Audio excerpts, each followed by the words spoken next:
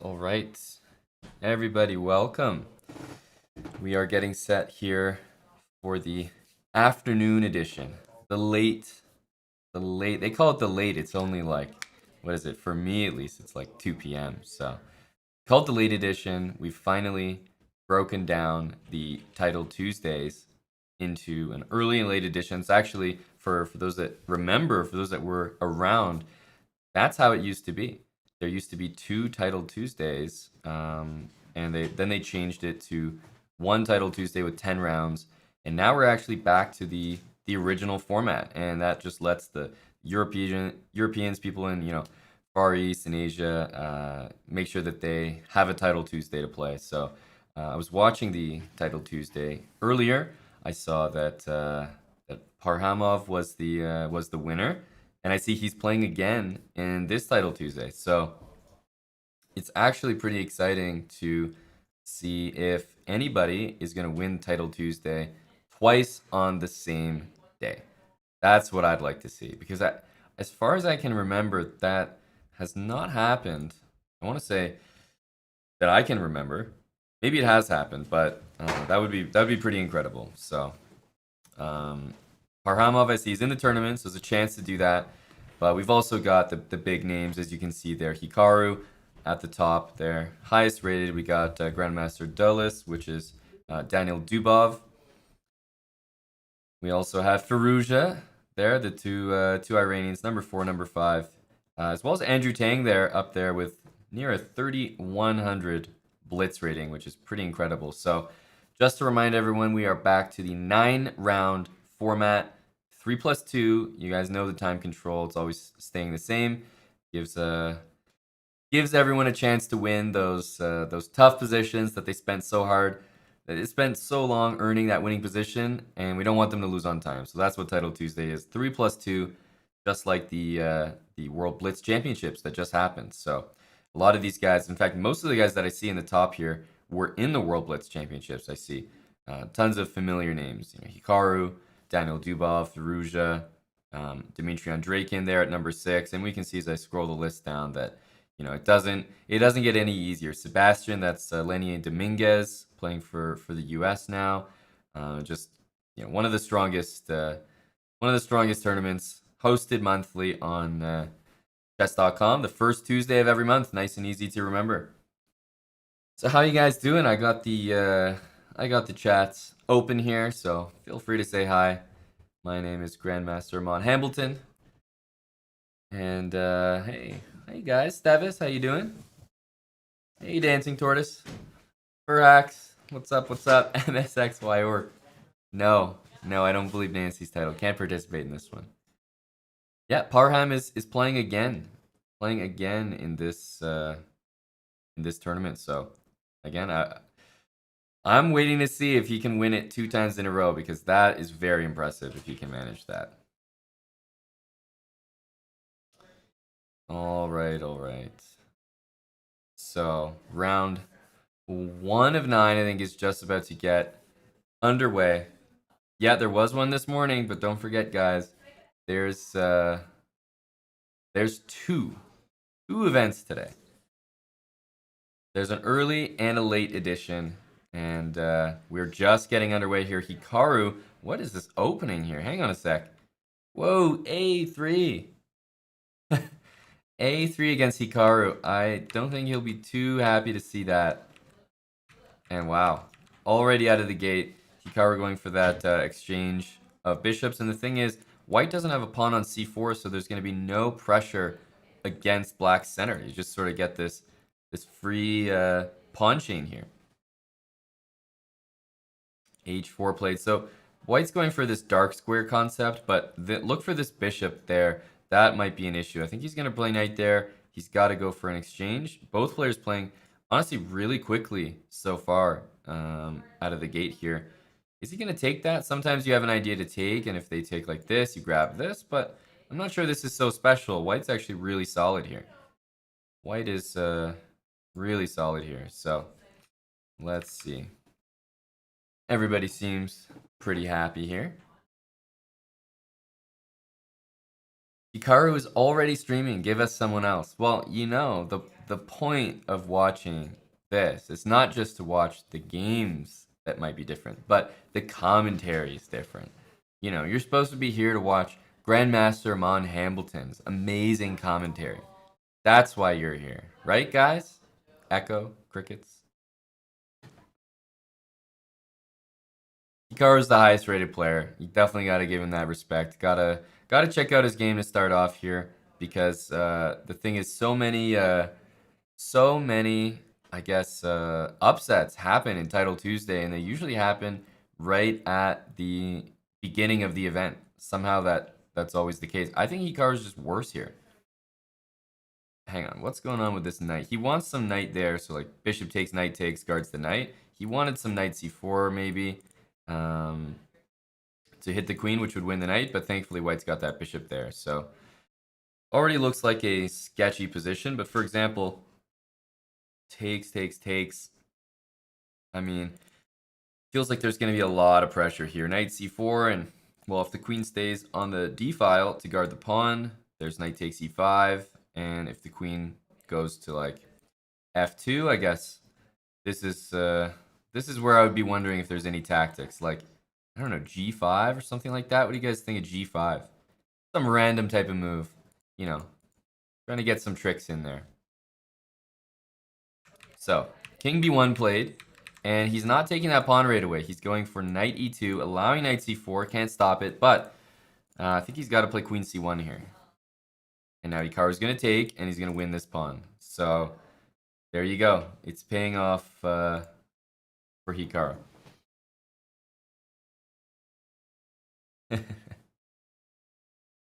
Amon rules. I appreciate that.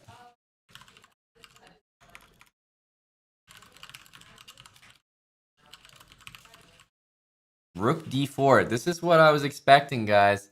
Naka wins that pawn, and although you can take on g4, he actually, I think he's going to walk into something here. Is he? Hang on a sec. Yeah, he's just losing a piece, right? Rook takes f4, and if queen takes this, rook takes here, and if you take back, queen takes, guards the knight. So, that's just the piece there. Knight d2, very tricky from Hikaru. He's already going to win this game. Yeah, yeah. All right, this is over. So if you guys want to watch a different game, now's the chance because I'm calling a win there. Let's check out Andrew Tang. See how his game is going. He's playing against Bilelou from France, Grandmaster, and these guys don't look. Yeah, Hikaru already won that game. They don't look like they've played that many moves, but they've used so much time on the clock. Check out this. Wow. Bilelou already played bishop takes f7, and that's not normally a good move. I mean, you're just giving up two pieces for the rook. Sure, you get a pawn, but I mean, black should just be much better here. Yeah, bishop f6, and the rook swings over to one of those squares, c4, d3. This is just not acceptable. Not acceptable. This is a super good position for black.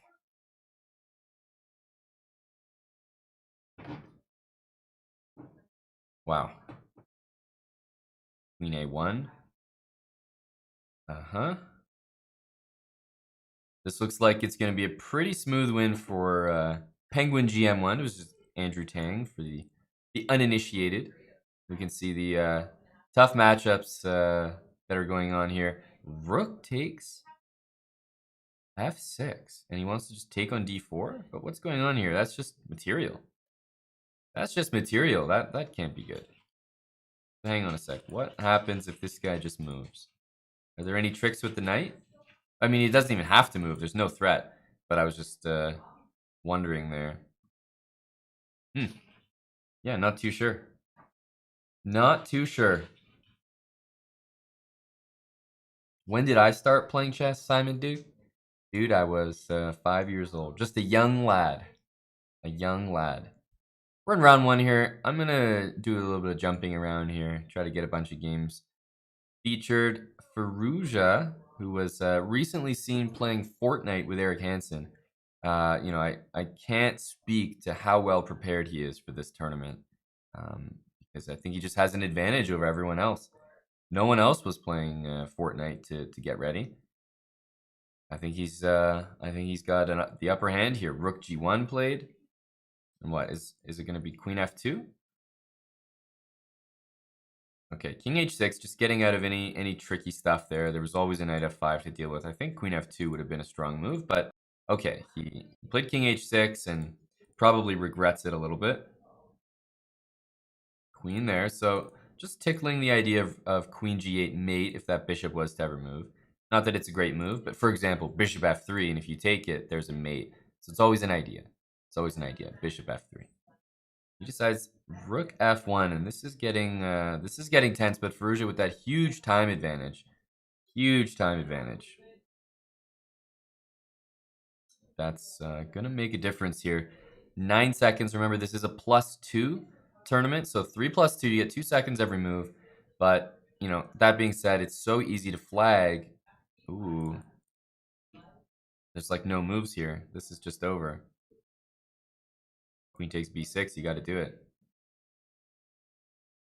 Yeah, Queen B6. There was Rook B7, and this pawn is being hit. Otherwise, there's just no way to defend that. So easy game there for Firouzja. Queen B6, Rook B7 hurts. Let's keep bouncing around here. How's Daniel Dubov doing? Always got to check these high-rated players early on. Is he gonna? Ooh, hang on a sec. King. Oh, not there. Not there, dude. Oh, what a blunder. What a blunder from this guy. Rook there. Rook there. You have to go there, because then if C2, you obviously take it, and if D3, you take that one. But I think after there, he's worried about this, so maybe it's not so easy. Maybe you have to start with... What do you start with? So Rook there. Rook there. Then C2, right? That's not playable. Does Black actually have a draw here, miraculously? Or even winning, God forbid? Maybe it's not so simple. I wanted to play Rook here. Yeah, King there, though. F6. King back. And now Rook there. And then he has to take this. Okay, he can go F7 and then Rook there. That's probably smarter. So he did the right thing. He used the F pawn because you have to distract that king. You can't let the black king approach the pawns. So just Rook anywhere, doesn't matter, and you'll take the pawn. King has to take there, winning the game. There you go. Oh, okay. Or you can make a queen, and there will be a checkmate here. No question about it. So although black gets a queen, white will have a checkmate. So just mate in 2. Check and checkmate. Nice game. Finished off an endgame that should have... Well, you would have thought it would be easier with the rook there than how it was, but no, those 2 connected pawns plus the king approaching is actually a little bit difficult to deal with. So he handled it in a good way.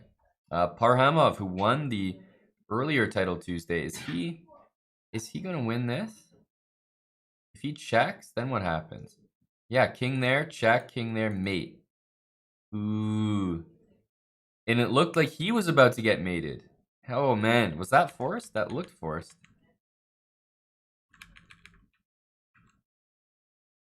King B7. Wait a minute. Why didn't he go here? What the heck am I looking at? Why didn't he go King A5? Then you run King B4 and you're out of there. Right? That's just clear. And then you've got this mate coming up. Or Knight F3 if King H2. Man, it looks like... I mean, King B7 is just an incredibly strange move. It walks right into everything. Discovered attack, chat force mate. So that's pretty unfortunate there. That looks pretty bad. He definitely had probably a win there with just King A5. So man, as I was saying, the upsets are coming usually in these first couple rounds. So you gotta pay attention. Gotta pay attention. How about this though? Is this gonna be winning? Anton Smirnov has the white pieces, so at this point the high-rated player is just happy to draw if possible. And I mean, at some point you have to encroach with the king. The rook cuts the king off, but the one extra pawn is not usually enough to win these positions. But we'll see if he gets tricked. We will see if he gets tricked. Hey, New Jersey Greg. Yeah, Eric is streaming on the Chess.com account. Hey, Max. Nice to have some mods in here. Hop in the DeLorean. Hey, hey. And is that agree to draw, or rather repetition? There we go. Okay. Oh, Rakesh. Chess.com's own Rakesh is he's got the extra bishop and should definitely be winning here, because even if you trade queens, it's winning, so should be fine. Should be fine. Yeah, he wants to give a check, but it's covered. He wants to give a check, but it's covered. So yeah, bishop f7 is always playable. Queen e4, king back, queen there. He's getting more checks, in my opinion, than he deserves. I think I like the position where the queen and bishop were covering the two checking squares. So not ideal. Wow, and he plays a6. Man, he doesn't even want to draw or something. He doesn't even want to draw. A6 played. Okay. Well, the nice thing is that this is always covered, but Rakesh is really making a meal of this. This is very sketchy, because if you go over here, you have to be like queen a2. But, man, queen b7, queen d4, king f7. This is getting harder and harder for black to win. Oh, man. Don't blunder that. Don't blunder that. Don't blunder that.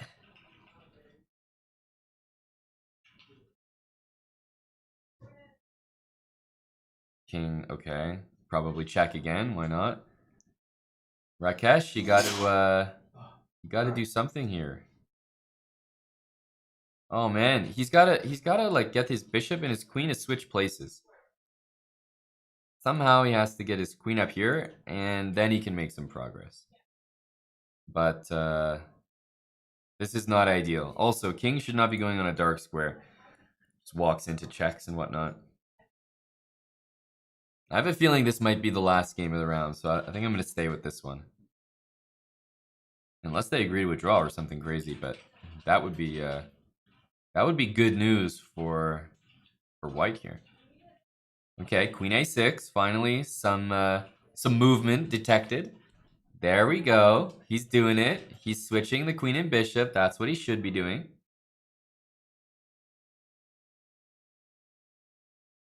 Uh-huh. Ooh, I don't know about going that way, but okay. Okay. He wants to block some checks, have the bishop cover the pawn, but I'm a little bit sketched by this. Probably have to go back. I'd like the queen here. I've been asking for this for a while. Queen needs to be here, man. Do it. Put your... Oh, wait, queen there. Queen there. Queen b6. Queen b6. You're winning. Go, queen b6. No.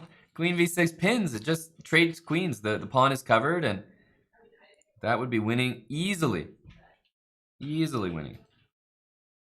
Oh, man. Now he blundered his pawn. It's an absolute disaster. It's a disaster. Oh, man.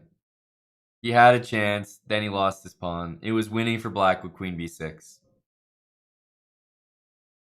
Now there's nothing, because the queen maybe basically just guards the pawn and just checks forever. And now if you trade queens at any point, it's just a draw, because a bishop is not enough material to mate. But a bishop and a pawn, like before, that was enough.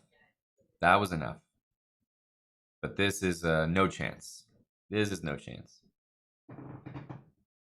Official last game of the round? Yeah, I had a feeling. This one definitely felt like it was going to go the distance. Yeah, there's no way to block all the checks, and even if you finally get a position where somehow there's no checks anymore, what's going to end up happening is white can just guard the pawn. Oh, that looks like a terrible move. F4? I don't like F4, it just seems really unnecessary. Man, why don't just leave your pawn there and just shuffle the queen? Well, I don't know what's going on in this game by anyone. There we go, finally a queen trade. Finally a queen trade. Just take that thing. Yep. Oh, yeah, still playing. Yep, white's playing for the win now, guys. Be careful. White's on the move. Yeah. Be careful. White's got serious chances here, guys. Serious chances. Yeah, please. Well, I have a feeling that, White might get himself checkmated or something. It's possible. Come on, buddy. Let's go. F7. Oh, man. Oh, man. Yeah, and you have to take it. I feel like he's considering another move for some reason. Wow, that is the most exciting thing I have seen all day. That is the most exciting thing we have seen all day. We are definitely in round 2. I know it feels like you've been here for a long time, but it's only round 2. It's only round 2. All right, how about we take a look at someone we haven't checked yet. How about Dmitry Andreikin? We'll check other games as well, but Andreikin is a guy who just played in the World Rapid and Blitz Championships. The other reason you may have heard his name recently is that Magnus Carlsen, who put up an insane performance for those that caught it at the World Rapid and World Blitz Championships, he only lost one game. And I'm talking about only losing one game in the entire 2 events. And that was to Dmitry Andreikin in the rapid portion. So he's the only guy who in Moscow actually was able to beat Magnus Carlsen. So pretty nice little bit to add to your resume there.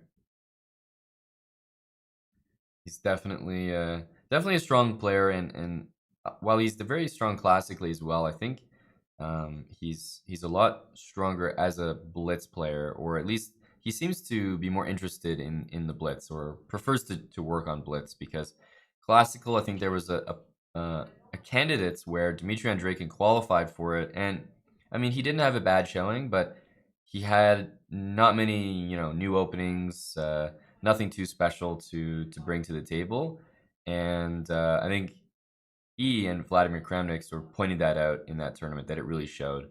So I'm not sure how much he's working on chess these days. He's really dedicated. I mean, he's got a family as well, but he's still a super strong rapid and blitz player.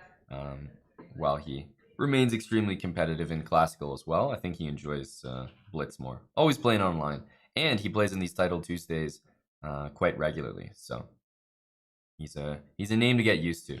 Vladimirovich, yes. Knight c5. So this is a pretty common idea in this in this opening, which is that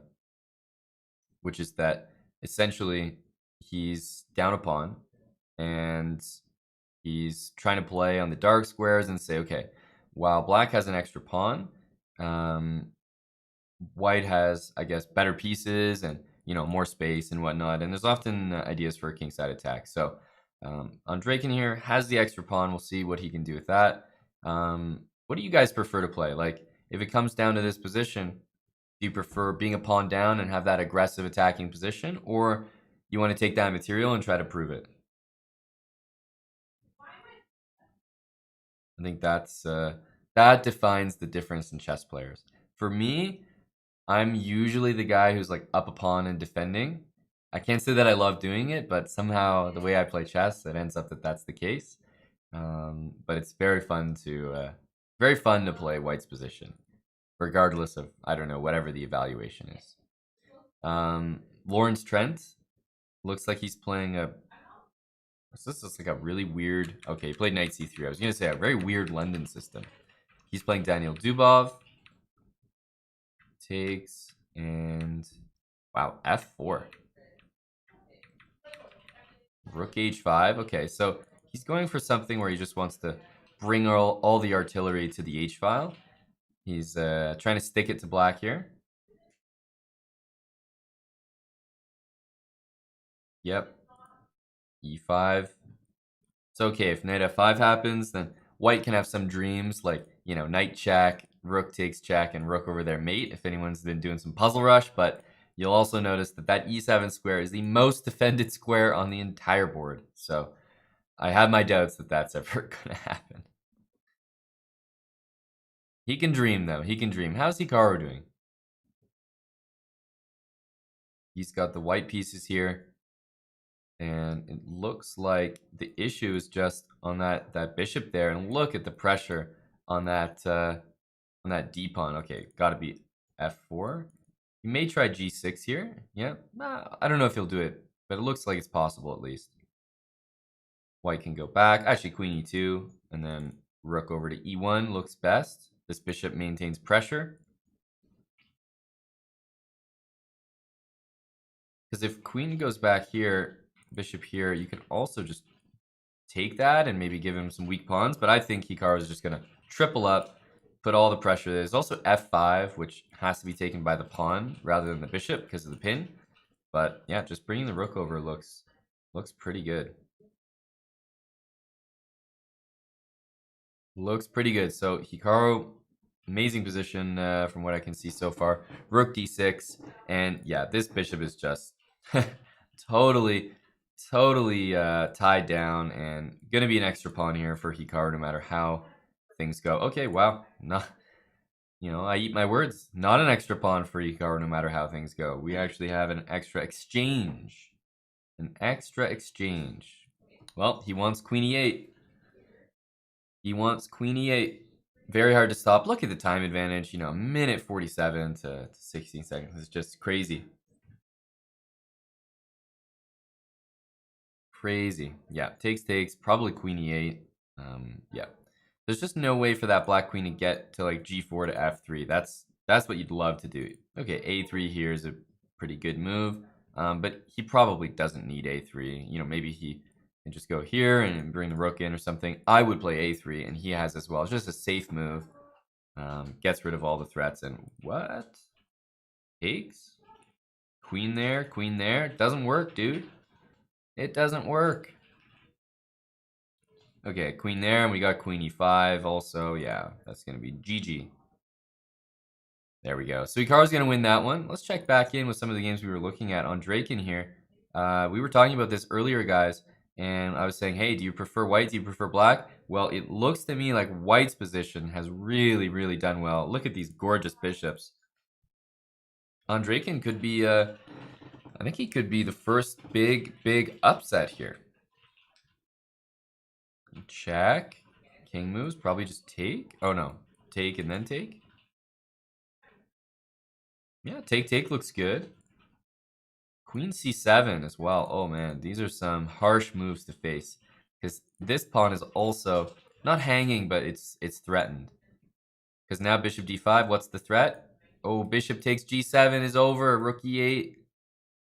Rook e8, GG. Yep, there's big threats there. So Draken goes down. I mean, I just talked about what a great player he is, and he meets his match. Wow, that looks like it was a nice game. Lawrence Trent, how's it going over here? Looks like it's going fantastic for Lawrence. This could be another upset. This could be another upset, guys. I mean, you watch Title Tuesday for the action, and it seems to be that we're getting all of it right now. Because all the lower rated players are scoring what looks to be big upsets everywhere.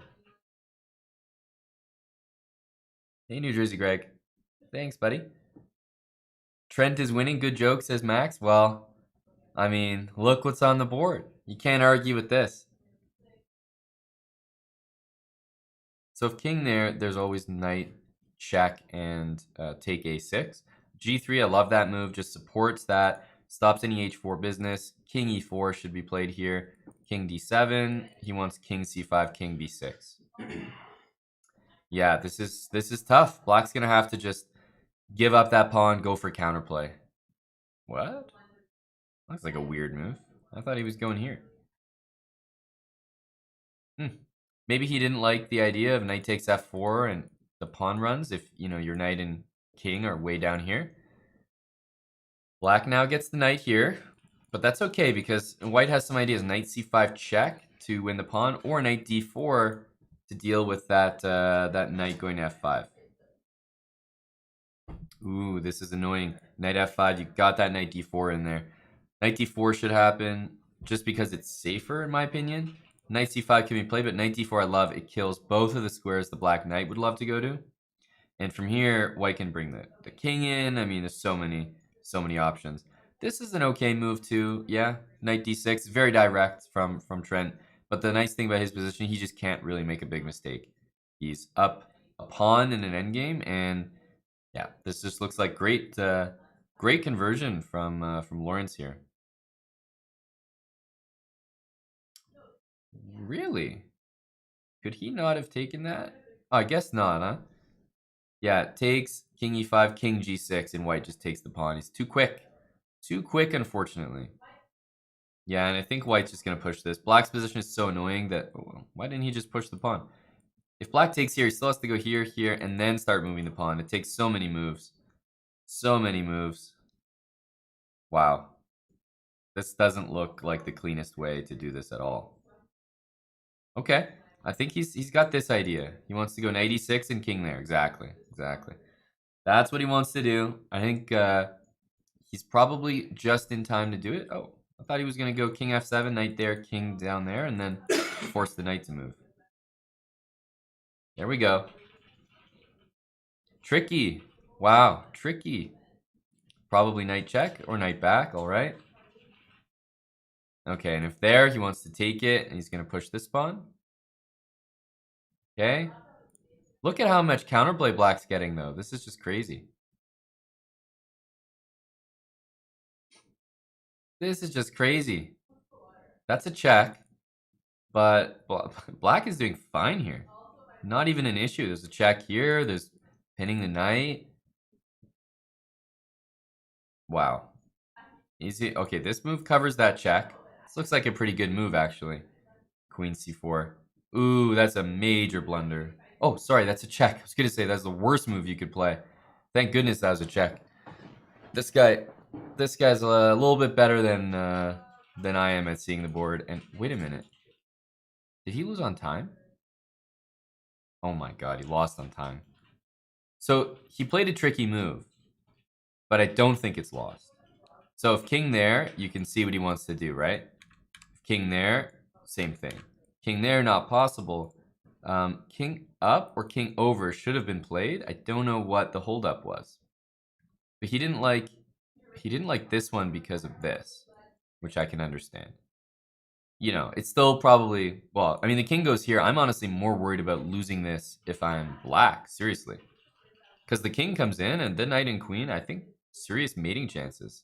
But I don't know why he wouldn't at least go there, or even king there. It all looks okay. Wow, he just flagged.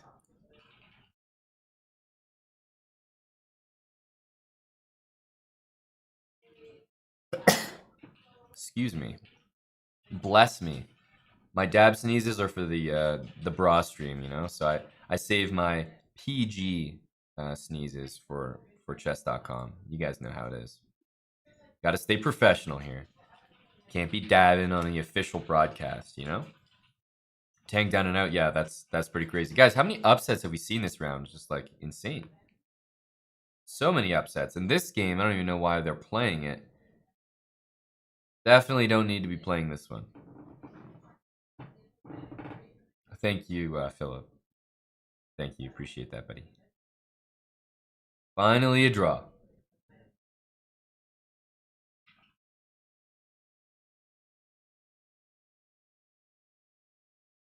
Wow. All right, let's keep going here. I'm gonna check out Hikaru's game because he's playing Cheeto 89. I'm pretty sure that that's Axel Bachmann from Paraguay, if I'm remembering correctly.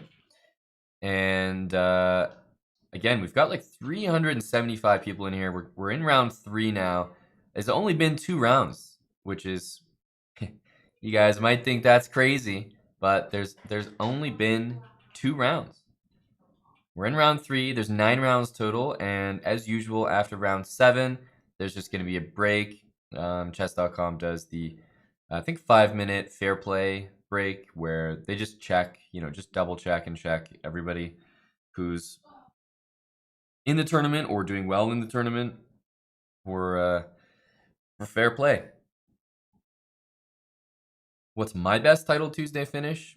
I can't remember. I think I came top 10 once, and that was a that's the best it's ever got. This is a super tough tournament, and I've played in so many of these over the years that yeah, I haven't done particularly well. 94 or E4? Man, these positions like they just always impress me that black is able to do so well because it looks so bad. It looks so bad. Man, because for me, white is like, okay, try to play 94, try to take here, something like that.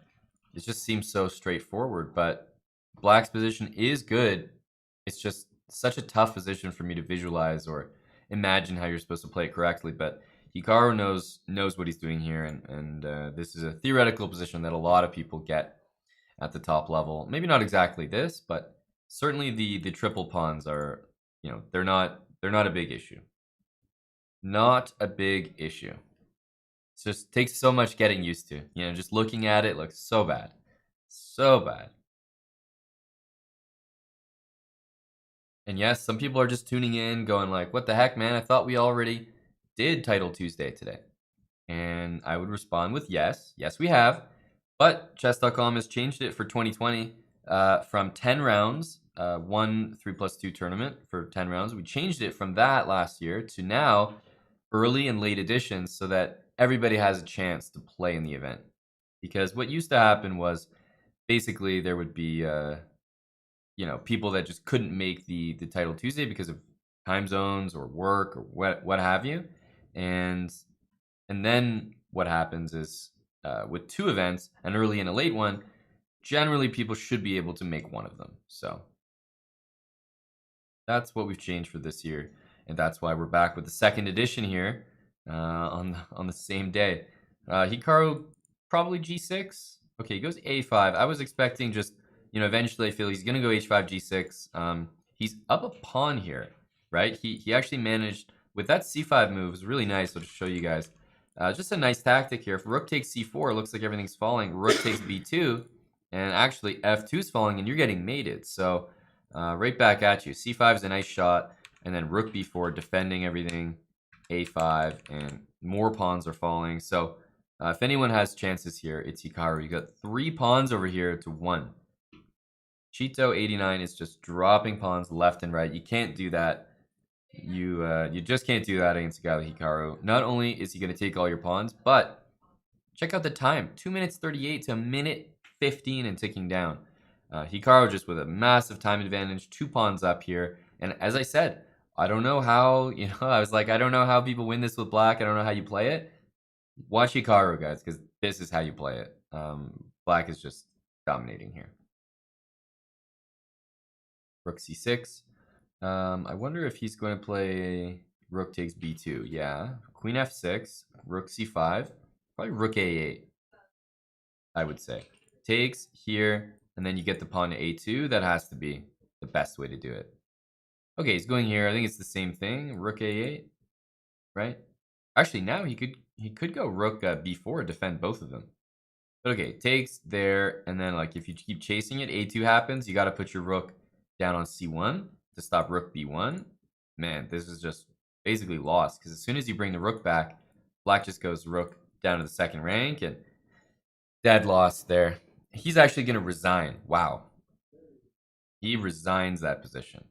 That is an early resignation, but I can't say that I really saw a chance for him there.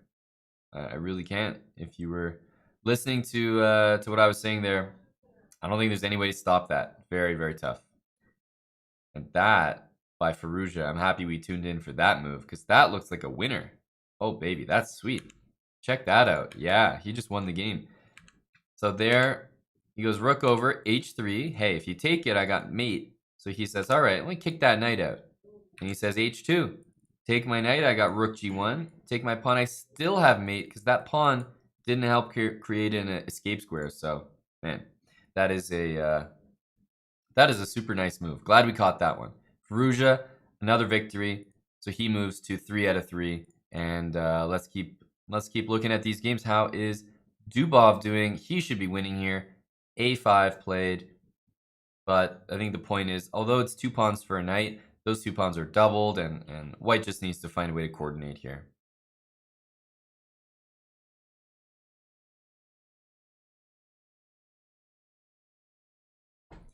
Yeah, this should be no problem for him. How's Parhamov doing? He won the last title Tuesday, as I keep mentioning, and we're on the lookout to see if he's going to do that again. This position certainly looks like he's on his way to a victory here. So bishop e1, rook e1, d3, all on the table. All on the table.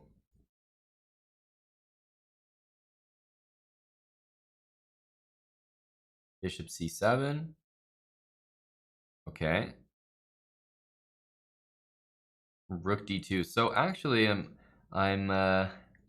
liking the I guess the solid nature of the position. Takes a knight c5. Ooh, just knight b2. The issue for black is, first of all, when I arrived at this position, I have to say I was completely backwards on who was playing which color.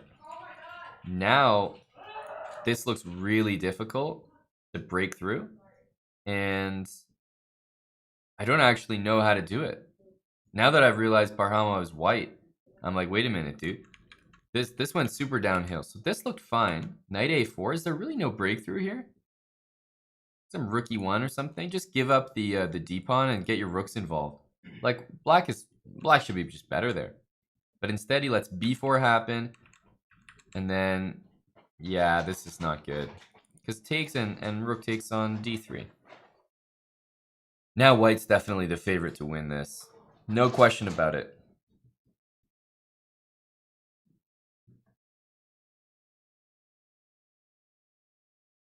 Yeah, maybe Texas Spare. I think it's totally possible. I think it's totally possible.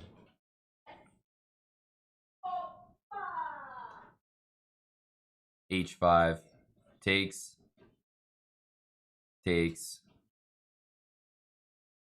I think this is going to be a win for Parhamov. I think I'm just calling it. I have a feeling he's going to squeeze this one out. So what would I do? Maybe like knight e5, rook to c3. Yeah, gang up on that pawn. Okay, rook c1 now. Oops. And let's take that. Take it. This is an easy win for white now. Way too many pawns. A4, A5, B6. I mean, this is just over. Over.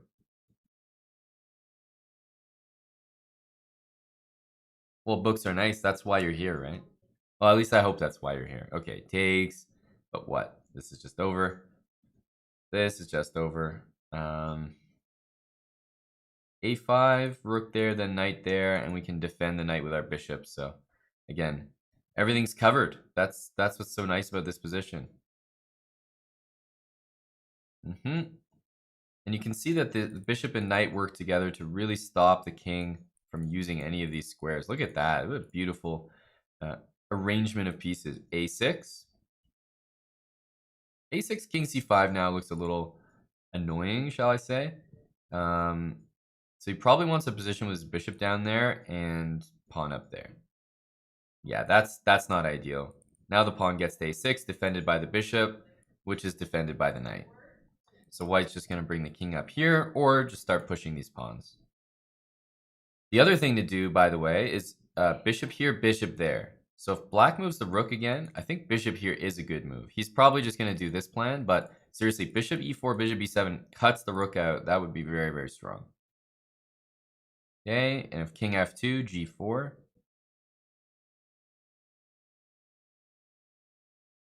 So g4, king g3, g5, king takes, g6, king takes, g7. That should be winning for white. Just run that g-pawn all the way. All the way.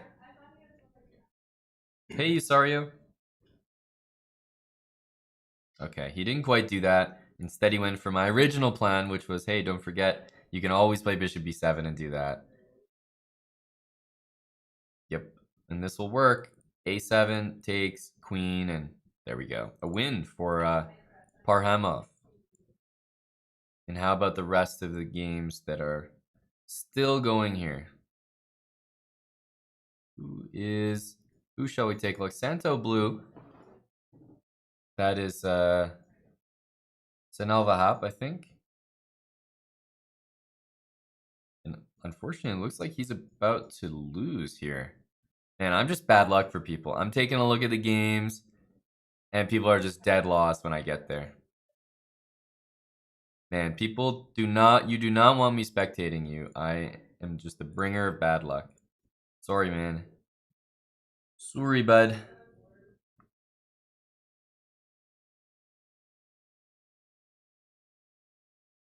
Okay. This is, again, lost, right? Bishop f7, and then rook takes pawn check, first of all. Yep. And I think you want to stop rook there, so I was about to say bishop d4, or bishop e5, actually. The board is backwards. This is a threat. He wants bishop there, or bishop there, even more logical. And most likely we are going to get... Why didn't you go there, man? Oh, man, he really missed rook f4.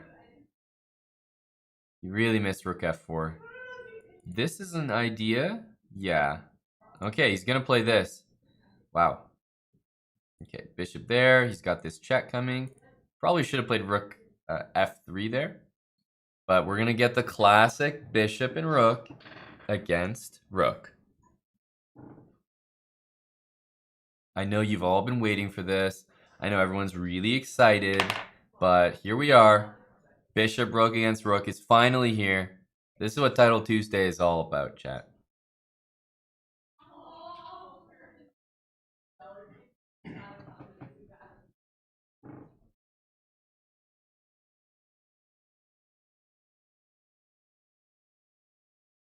Okay, so white has made a lot of progress.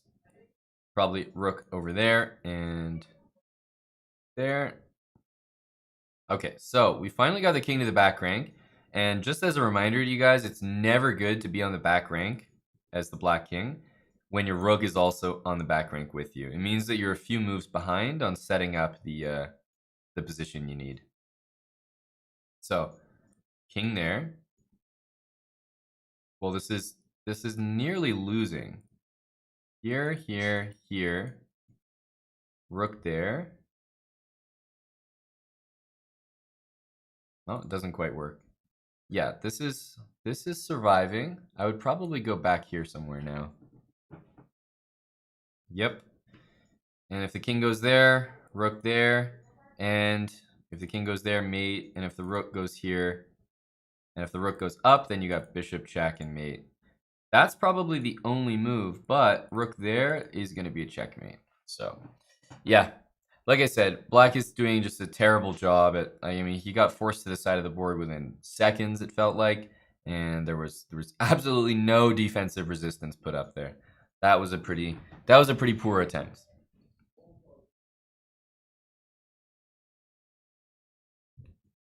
Max, it was the opposite. I held it until move 49, and I made my 50th move as white, and I tried to claim a draw. But 50 moves is actually... Both players have to play 50 moves. Feels bad, man. Feels bad, man. So, yes, thank you for bringing that up. That was me. I did not defend it all the way. Oh, man, there's still another game. Wow. Don't take that queen, buddy. Don't do it. It's losing. Oh, he's tricky. This does not win. Okay. Doesn't win, dude. It does not win. Why is he thinking here? What? What? That has got to be the single worst move. What? That is so bad, what I just looked at there. I think I'm a worse player as a result. Okay, chat, we're going to have to learn something about king and pawn endgames. Takes, king there. That's called opposition. You have opposition when there's one square in between you guys. And that way if the king... Oh, this is just disgusting. And that way if the king moves to one side, then you follow him. You go like that. He goes back, you go back. You go there, you go there. If he pushes, then you just go straight back and we draw. And he said, oh, I've heard of that opposition thing. Here, you have it. And now black has opposition.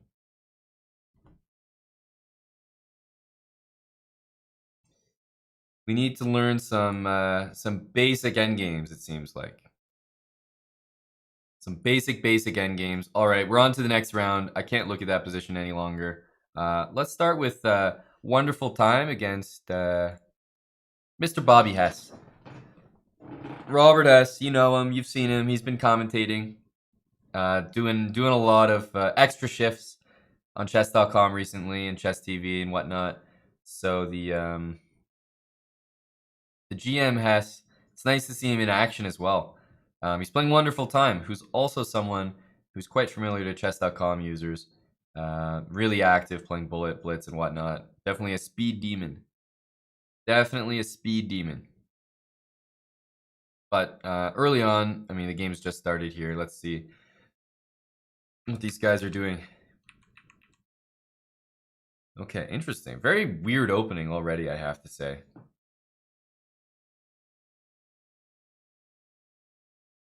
Yeah, this is already not a very typical opening. So, bishop c4, I mean, what did he go for? e6, yeah. e6 and he's trying for d5. So already I can say the opening for Robert, I'm not a fan of. This looks a little suspicious, but maybe you can lose a tempo like this and go for d5. I'm not sure. Looks like after d5, white goes bishop there, rook e1, and sort of has a good game. But hey, black can actually lose the tempo because white's going to lose the tempo as well. He moved his bishop out, he's going to have to go back. If you go back, maybe something like this, and, you know, at the end of the day, black is solid as hell. So, what do I know? How valuable are tempi in the beginning of the game? Not really. That's what you're learning today. Hess is playing? Yes, that's right, James Double. Hess is omnipresent in the Chess.com channel, exactly. Exactly. Okay, he decides to take. Wow, I am surprised by that. He's got to be going g4. g4 and 85. Yeah, otherwise, I don't get it. So, g4 and 85 makes some sense at least. He wants to put pressure there. He can try to win that bishop. There is h4, h5 in the position. So, after rook c8, to me, h5 is the serious, or h4 is the serious move. Because if h6 or h5, you always have knight g6, and that destroys the structure. What do you do after h4? I'm actually wondering. This is just a standard trick, it looks like, to win the bishop. Because if you do something else, I don't know, a6, doesn't matter. Your bishop gets trapped in here. There's nowhere to go. So, help me out, guys. I'm looking at h4, and I'm seeing what looks to be a really good move. Okay, he played f4. Beats me, guys. I'm a noob. I'm a noob. I thought h4 was just crushing. I didn't see a way to save the bishop other than h6 or h5, and neither of those moves was looking good after knight takes. Anyhow, he played f4. He's got similar intentions. Let's not forget. He's looking to blast the position open. But okay, I did think he missed something with h4 there. All right. So, bishop b4 played. If f5 takes, there is bishop h5, which is, of course, why I wanted to play h4, h5, because then if the bishop goes here, we can use all three of our pawns. But he's going for a different approach. He's just solid, got an advantage here. He's going to put the knight on g3 and go for f5 all the same. I guess he's got to take that, right? I suppose he doesn't have to. But bishop a4, yeah, okay, bishop a4. And this also guards the c-pawn, which looks good. Black can get castled here, though. Not that this is going to be played, but just so you guys know, a lot of times when you have this, the move g5 to dislodge the knight allows for knight d7. Now, black gets a lot of counterplay, so I'm not even convinced that's a good move for white, but just so you know, that tactic is in the air. It is in the air.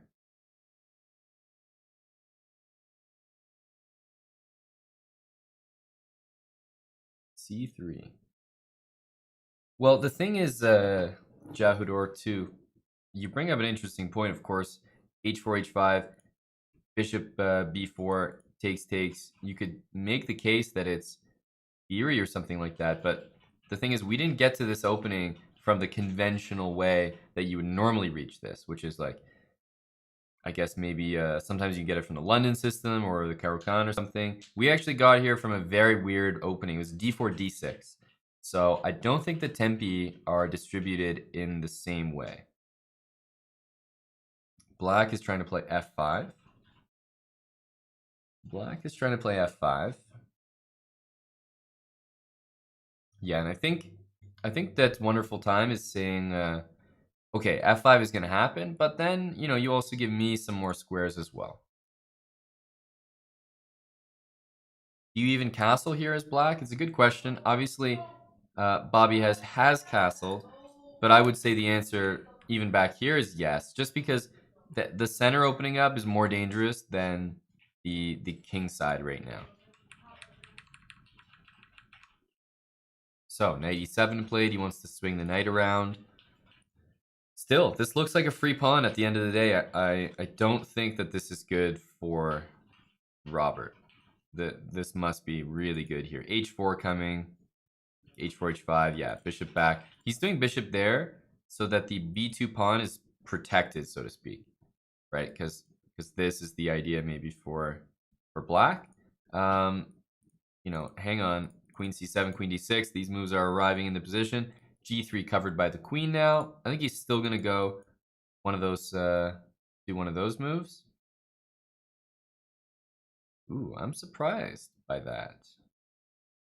I am surprised by that. Maybe this is all right. Bishop f4 or something.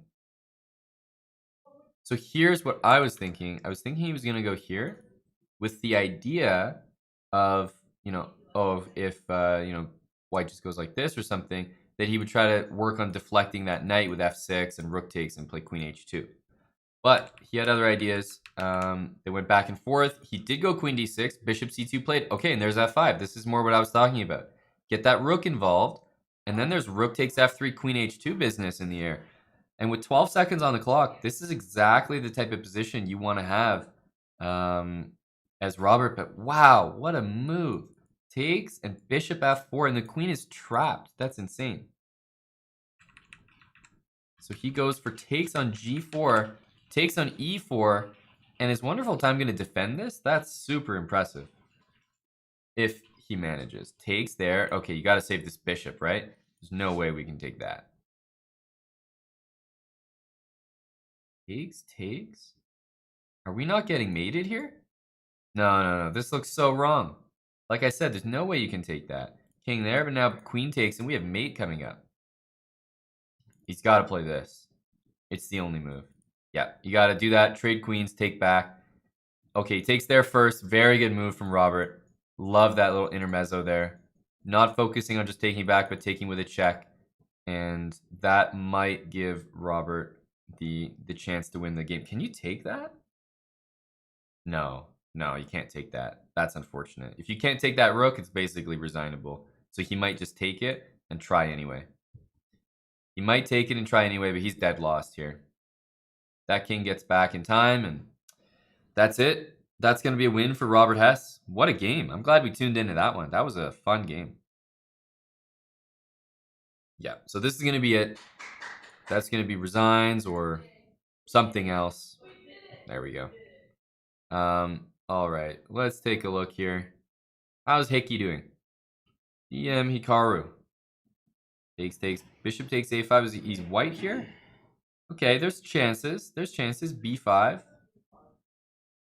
There's no b6. There's no b6. Yeah, just the claps there, Max, were for that game we just watched, of course.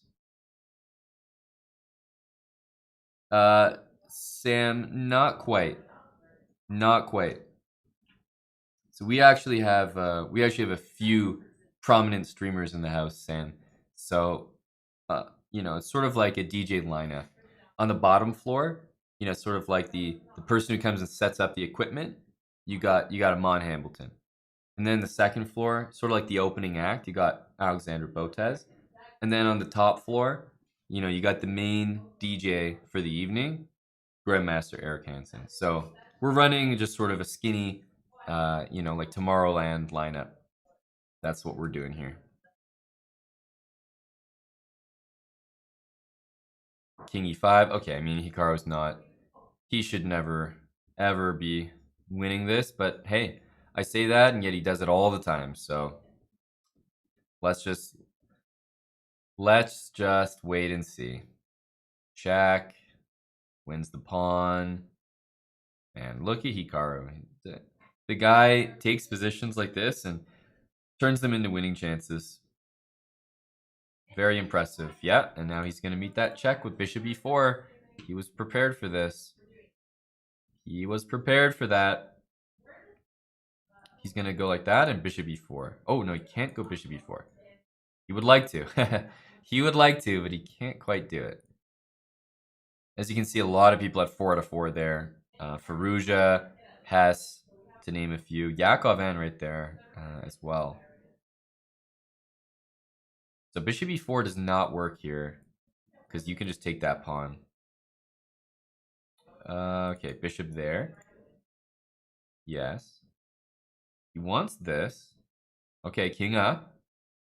Now bishop there. Why doesn't he play this and this? That's what he should be doing. King up. There you go. And now he's going to go bishop back, bishop e4. Yeah, he needs that bishop there to create any pressure.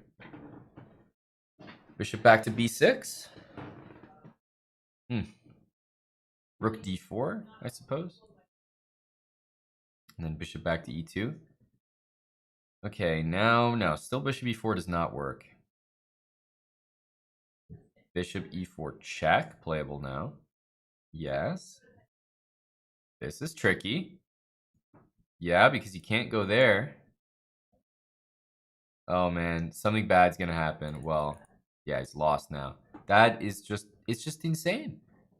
How does he do it every single time? So impressive. Should never happen. Should never happen. He should never be able to do that. He keeps doing it. He keeps doing it. Naka's really good, isn't he? Yeah, that's an understatement. That's an understatement. What's going on here? White's going up the board. Yeah, okay, so there's no chance. Just a draw. Just a draw. And Rud Makarian, I'm trying to remember his name. I'm pretty sure he's the guy who beat Andreykin, if I remember. We watched that game. Pretty sure he beat Andreykin. Alex Triapishko. I'm pretty sure this guy, Eric played him in the World Blitz when he went there.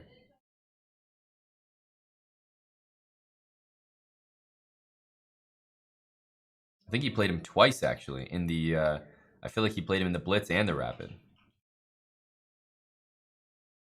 This, however, it does have that air about it that it's going to be a win for black. I'm just getting that feeling. Ooh. He just messed up because there you got check. That is a check. Or sorry, that is guarded by the queen, so it's covered. And that's just the threat. This is over. GG. What a blunder.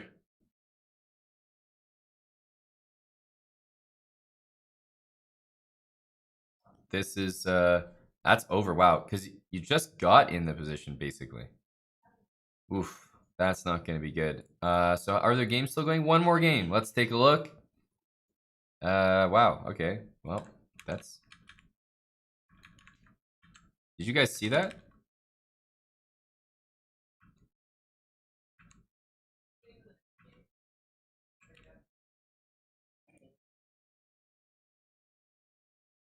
Did you guys see that?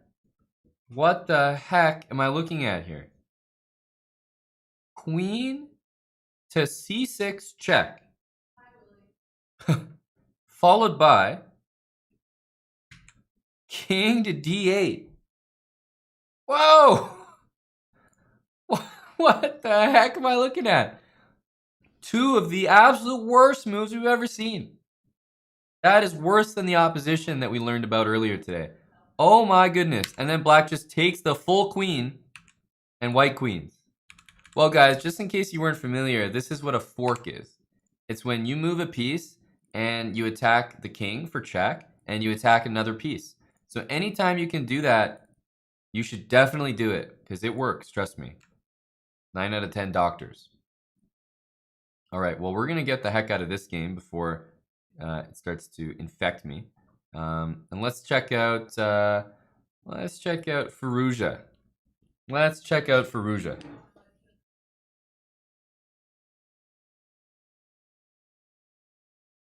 Queen c6. That was, yeah. Gotta hold a poker face for a move like that. So I'm pretty impressed, actually. I gotta give it to him there.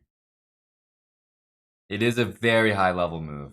Probably a lot of the chat, I'm willing to say, probably doesn't understand that move, and that makes sense. That makes sense. You guys will get there one day, but for the rest of us titled players here in Title Tuesday, we're titled for a reason, and I just hope you guys realize that one day you'll reach the intellectual heights that us title players have in time. In time. A3. Fallujah playing pretty quick out of the gate. He's playing Bilodo A, who is Kirill Alexienko. And I believe that is the person who is taking the final candidate spot, the wild card. So there you go.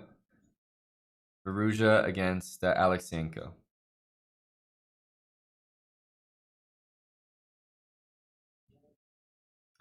Takes. White's just slightly better here, I think. Nothing special yet, but definitely looking good. He's trying to avoid trades because if you take that, it's just nothing special. I think he's gonna go here. He'd like to play bishop h3 or bishop f1 and then knight d2 because I think from Ali Reza's perspective, if he allows this bishop exchange, it should be good. Should be good for his opponent. So if he goes knight c4, is he planning on sacking? No. He's just going there. And again, I don't think he's playing that. I think he wants to play bishop there and then knight d2. But I could be wrong. In fact, even knight d2 here takes. There's a b5 break for white. So I do think knight d2 might be played here. Just because maybe you don't have time for this move. It could be that you don't have time for it. Do it for MVL. Yeah, this is well, he's playing the guy who's got the wildcard candidate spot. Let's see. I'm expecting knight d2. The other move I'm maybe considering is bishop f1. But bishop f1 might be a little slow. I'm just not too confident in that move. There we go. Knight d2 played. The reason why this is not that bad, in my opinion, is that while you do all these trades, black can get the move e5, but at least you do have the move b5 as counterplay if you want to go that route, or you could just try to take here and say, okay, this is pretty even. White's going to go b5. Everything's traded here, but still a game. We got still 350 people in the tournament here. e5 played, and again, it's tough to take that pawn all the time because it can just be captured right back, and then the rest of your pawns are not looking too hot there.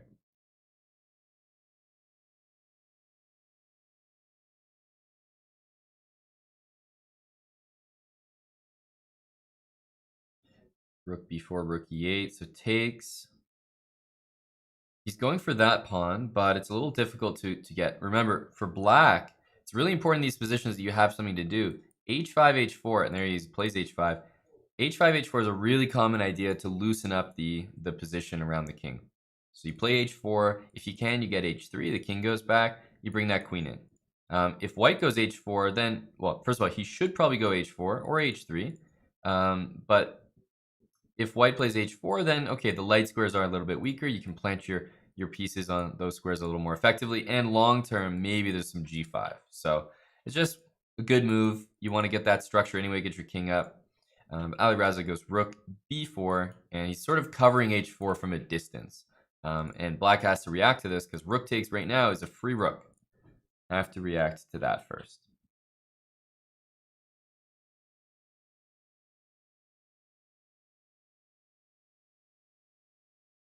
Queen e7. Will he go queen here? I wonder, because if black can take and white takes this way, then he goes queen a7, not queen b7, queen a7. And that pawn starts to run. So it's not like in this position you can play queen here, guarding your pawn, attacking that pawn. I think that this could be quite dangerous. Maybe it's like, maybe white goes b5 and pushes his pawn. This could get really messy. This could get really messy. So queen e7 played. Alireza is thinking maybe queen c2 is playable, but geez, it looks really wrong. Oh, sorry. What am I saying, guys? Queen c2 is not playable, I think, because of this. How does this work? Here? Oh, he gets it with check, though. Okay. Yeah, so this b5 move is saving Firouzja in a lot of lines. Maybe queen c2, then. Yeah, maybe queen c2. Wow. Okay. Well, there's a move for you because it does have a threat. He goes queen c3. I was thinking that just h4 here is a really good move. Because if you take back. And yeah, I think you should play h4 without thinking too much. He goes f5. Oh, and he lets white play h4. No, I think black should have played h4 there. Certainly should have gone h4. Unfortunate. Unfortunate. h4 by black would have been really good. Now Alireza can sort of wander with his king. I mean, everything's covered here. g5 can be taken at all times. But I have a feeling someone's probably going to win this game. Someone's probably going to win this game.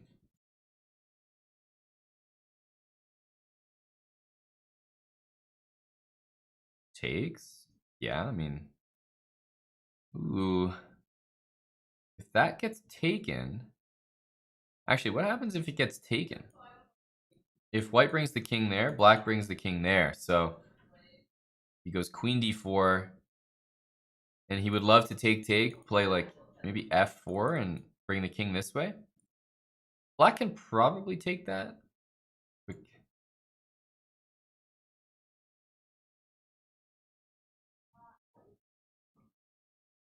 Yeah, okay. It's a little sketchy.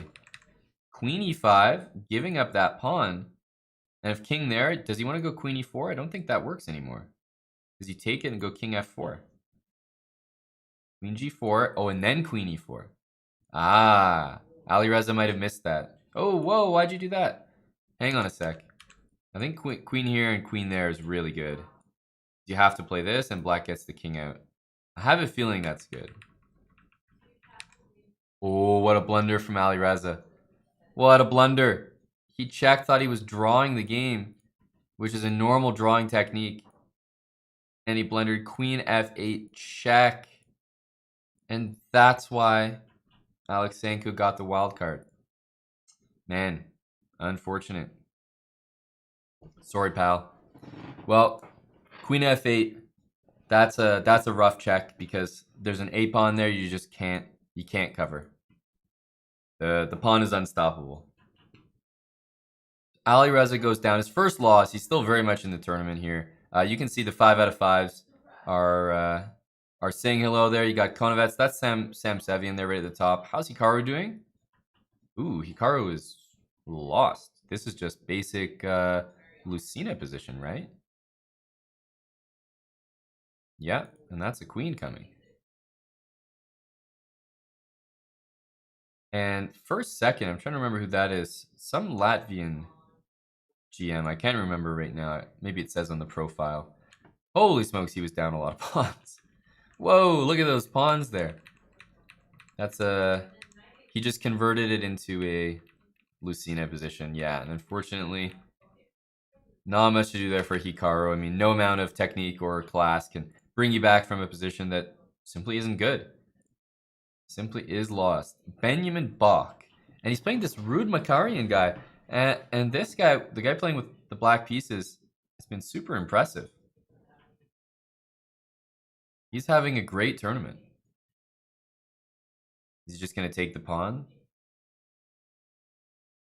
Okay, just a draw by repetition there.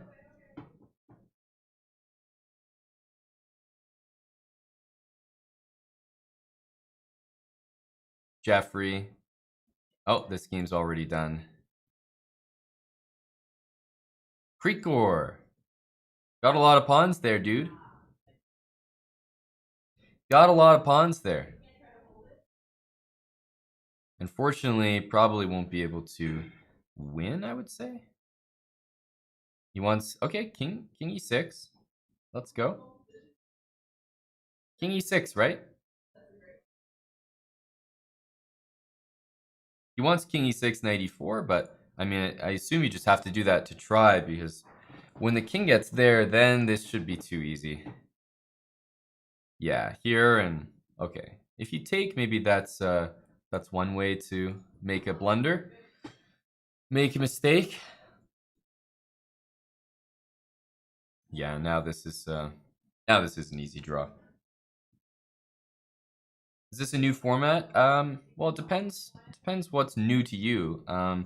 But compared to last year, or compared to even the, I guess technically last year and last month, Title Tuesday are the same thing. But yes, it is a new format in the sense that there's an early Title Tuesday and a late Title Tuesday. So there's one that's more European and Asian friendly. So hopefully, basically everybody gets to play at least one of them, and some people can play both of them, which is nice. So they've changed it from 10 rounds to 9 rounds, rather than running one 10-round tournament. They're running 2 9-round events, but the time control stays the same, 3+2. So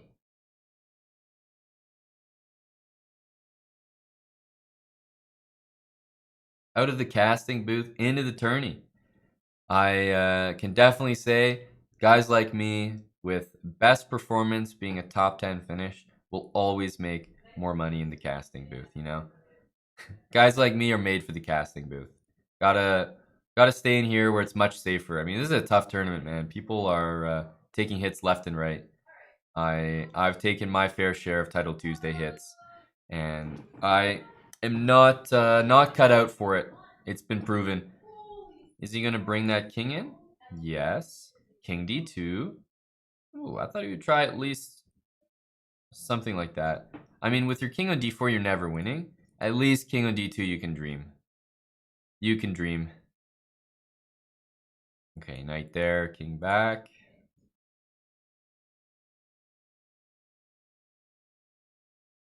Uh-huh. Yes, there you go, buddy. Don't play that move, please. I'd like to see black try to win it. There we go. I think king e2 would look much better, but... Oh my god, knight d4! Dude! Knight d4. Okay, this is still winning, but knight d4, man. Knight d4. That's hilarious. What a blunder. Look what's happening, guys. People are winning and losing left, right, and center. Left, right, and center. This is resignable. Wow.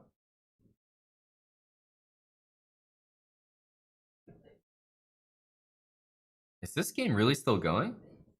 Oh, this is interesting. This should probably be winning. This should probably be winning. I have to think about it. Yeah, this should be winning. So check, king up, queen c1, queen c1. Oh, hang on. That's hilarious. What a checkmate. I was ready for like 100 more moves. I was like, okay, 50 moves, I'm going to win that one pawn. 50 moves, I'm going to win another pawn. Boom, checkmate. So I would say that my Grandmaster intuition was correct. I said it should be winning, and indeed it was winning. So I would like to take full credit for this move right here. I just, I had my intuition. It was in the right spot, guys.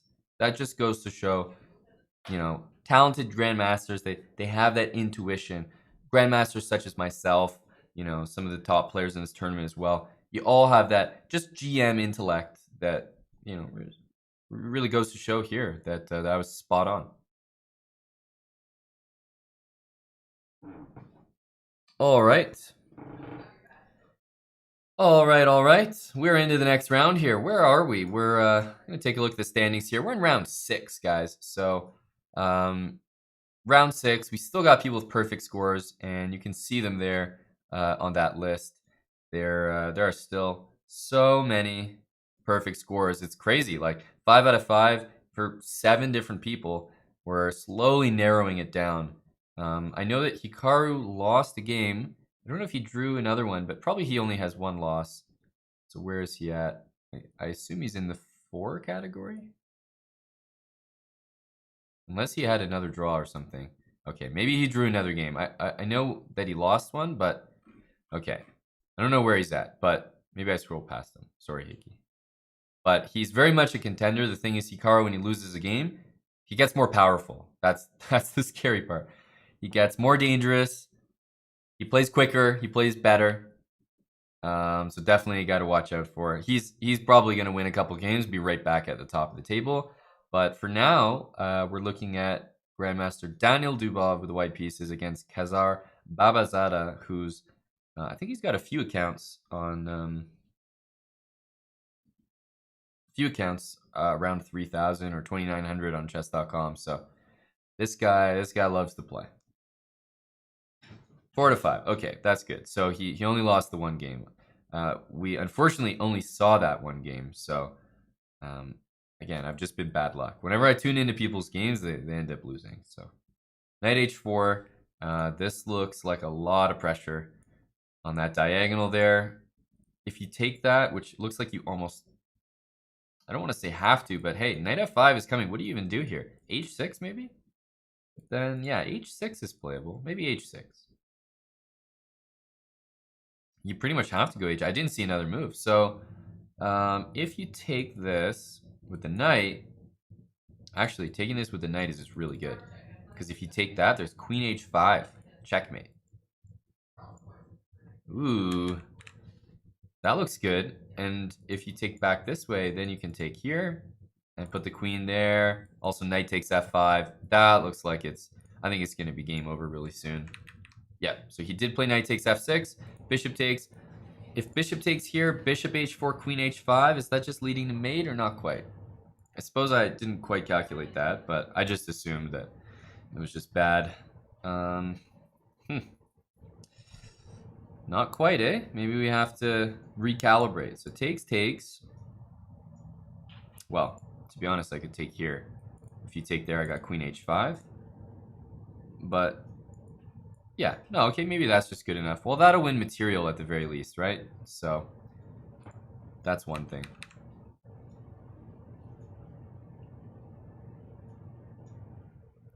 That's one thing.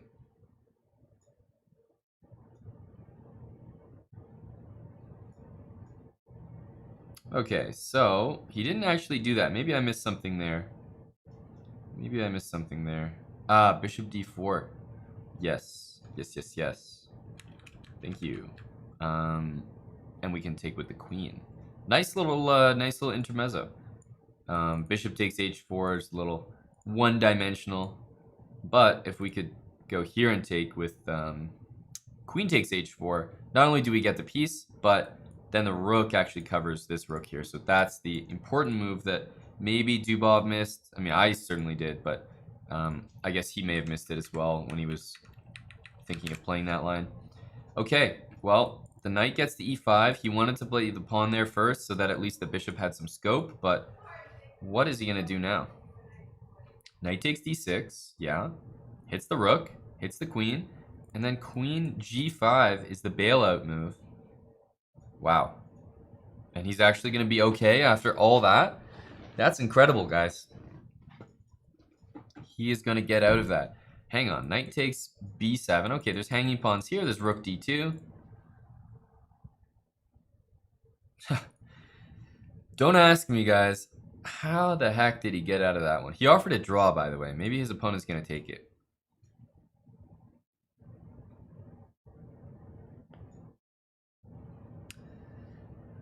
What is that?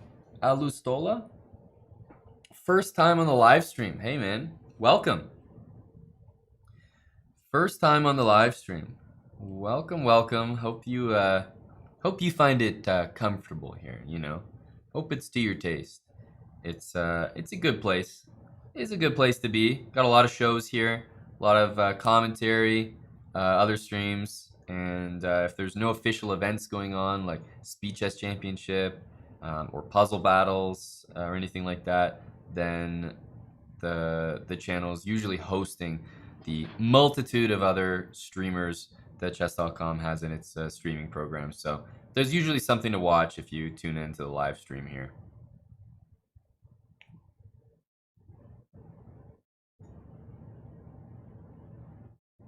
H4. Okay. Wow. This is a really weird position. You got a hanging rook there on f1 and a hanging rook on g5, and there were some tactics on a knight sitting there on c5, but somehow in this crazy position, white is only up one pawn. But white is up a pawn. White is up a pawn. Okay, b3, there you go. He's keeping his pawns over here, kicking that bishop out. The knight is supporting the bishop, so there's no rook takes right now. Because don't forget, your bishop's hanging at the end too. So b3, what's he going to go for? What other games are there on the go, by the way? Let's check Jeffrey's game. I haven't seen his in a while. And queen c7, yeah, this pawn is being hit, though. What do you do here? Because queen c2 is just not in time. I think you have check and then queen g7 and promote. Whew. This is tough. Queen takes g6. And then he's going to go queen f5. Yeah, just queen g7, h7. He evaluates that there's no tricks here because that square is covered. So queen takes g6 would be to prevent that, but queen g7 and push. Wow. So I am such bad luck, man. I'm like, yeah, let's take a look at Jeffrey's game. Haven't seen him yet. Boom, loss. I am such bad luck. Okay, what's going on here? Hikaru's just up a piece. Tricky Hickey's up a piece and more or less winning. Okay, it's 2 pawns for the piece. If that bishop moves, there's rook there. Ooh, and now there's also rook there. So bishop takes. I think rook h1 is playable, by the way. But he may choose to just take back, be safe. But yeah, seriously, I think rook h1 might have been playable there too. Okay, now rook h1, no question. No? Really? Huh. Okay. Yeah, I mean, knight e4 is a good move as well, but rook h1 was screaming to me. How about this game that we were looking at? Babazada took his pawn back, and I imagine we're probably going to get a draw here. Yeah, I would say so. Rook e2. He's going to take it. He's going to attack that b pawn, and I think that's going to be it. Probably just a draw here after all that. So the top board is a draw. What about the next boards here? Igor Kovalenko.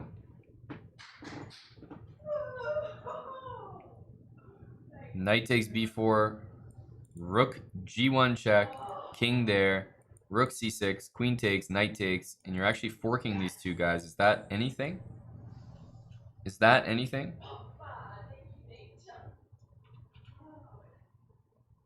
Don't think so. I'm sort of making some stuff up. Not really. Queen there, takes, and then the rook should move somewhere. White can still play on, but should be winning for black. Oh, rook f1, even nicer move.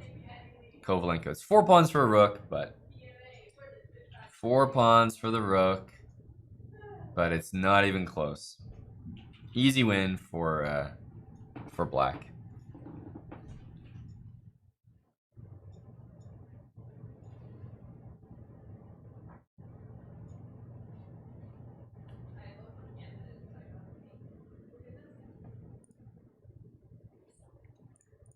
All right.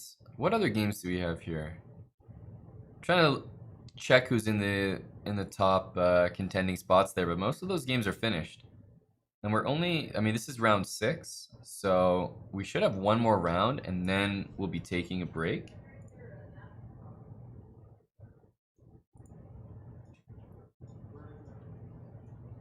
Ooh, queen g7 is nice. I think the break might actually be before round 7. Hang on.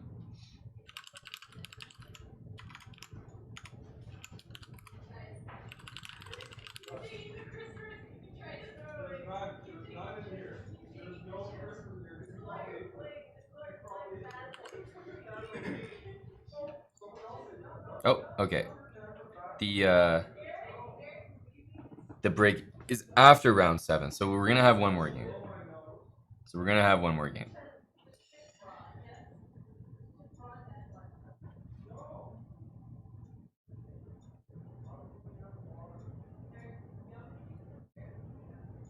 This should be a win. What is this tricky move? Look at that, guys. King takes, and he's saying, haha, can't stop my pawn, dude. Both guys have pretty much 10 seconds playing on increment. Bishop c4. You can go bishop e2 here. You probably should. Ooh, just take that pawn next time. Okay, he wants to do that. Take. And then he wants to play h6. Wow, okay, bishop g2. No, this is, there's nothing happening here. This is just the bishop not being able to cover everything. And yeah, the knight just has to make its way to h6 or e7. And you're going to queen that pawn and win. So, nice. That is it for that game. And you can see the standings here. 6 out of 6 for Konovets and Bilodeau A. That's Sam Sevian and Kirill Alexenko. And Parhamov 5 out of 6. He could still win this tournament. Hikaru also. There we go. Hikaru also only lost 1 game, so he's going to be on the hunt for just maintaining a perfect score throughout the rest of the event, and then he will be able to contend for that top spot. Well, let's see what Hikaru does. Man, if he plays c5, Hikaru's going to take. I've seen that blunder. Guys, I've seen Hikaru do this 1,000 times. Takes, queen there, c3, b4 threatened, takes, bishop a3, and you lose your e7 pawn. I can't tell you how many GMs have fallen for this tactic. It's absurd. Hikaru is like a specialist at making people play that variation.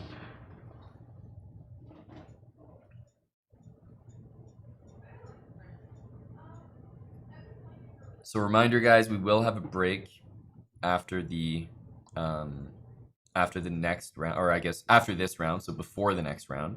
We're in round 7 right now, only 9 rounds total, so after this we'll just have 2 more games, but we're going to take a 5-minute break or so. There will be a fair play check by Chess.com, which is standard now in all their Title Tuesday events, just to try to keep the final rounds as clean as possible for those that are fighting for the for the top spots, for the cash and whatnot. So we are going to get a little break after this. I know it's been a lot of chess, so maybe you guys need a break as well. Grab the popcorn, come back for the final 2 rounds to see who wins the late edition of the Title Tuesday.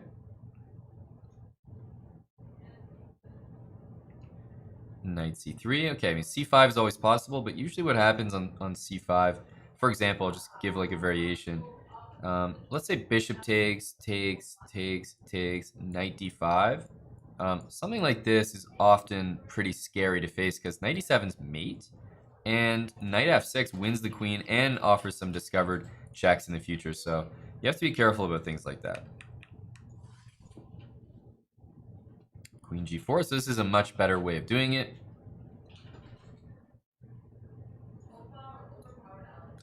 Dan, I'm not playing because I'm commentating, man. I could play these, but I've played a lot of them, and I do enjoy commentating. It's kind of like the World Blitz tournament that just happened. I'm a huge chess fan. I'm not just a chess player. So when the World Blitz is on, I love watching the games. So if I was playing the World Blitz, seriously, I would miss 20 or 30 exciting games every single round. And I really do enjoy watching it as a spectator. So I like commentating and I do enjoy the games as a fan. So it's no worries for me.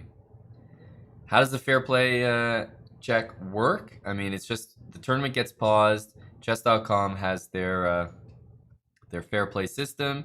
They have their algorithms and what they use and trust to determine whether players are cheating, and they're just going to check, I guess, most players in the tournament, but certainly the ones near the top who are having good events or maybe better performances than usual or whatnot, and just make sure everyone's human, playing fairly, and it doesn't take very long, and it's it's usually worth it because a lot of the top players, their frustration with Title Tuesday is, how many people are cheating in the event. So it's Chess.com's way of keeping the event clean, and I think it's a great implementation to do it mid-tournament. So,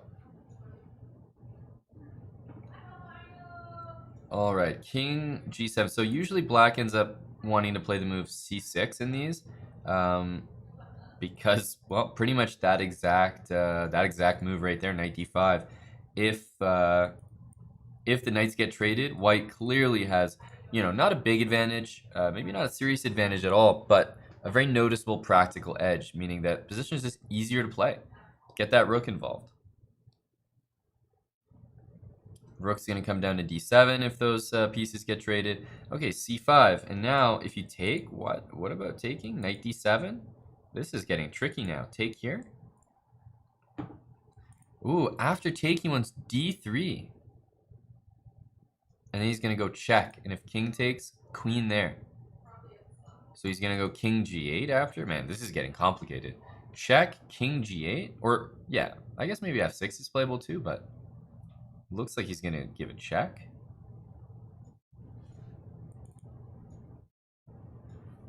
Wow. What a weird position. Maybe check and queen d4? And if you take, then white gets that pawn up there. I think he might actually go for that. I know it seems crazy. I think he's going to go check, king there, queen d4. And if queen takes, there's queen takes e4. And if like he wants to take with the rook, then he's going to do take, take, take. Or king takes, and then f3, king up to e3. That's my prediction. That's my prediction. And f6, huge blunder, by the way. Not huge blunder, but I would say after this, if you take it, there's knight d6. And if you don't take it, now you have to go play this move, which is not what you want to do. Now you're going to lose. Okay, so he decided to do this. I thought he was actually going to go queen d4 when the knight was sitting there on f8. I don't know. I kind of liked my my queen d4 move. But what he's done is he's ensured that, okay, he's even the material.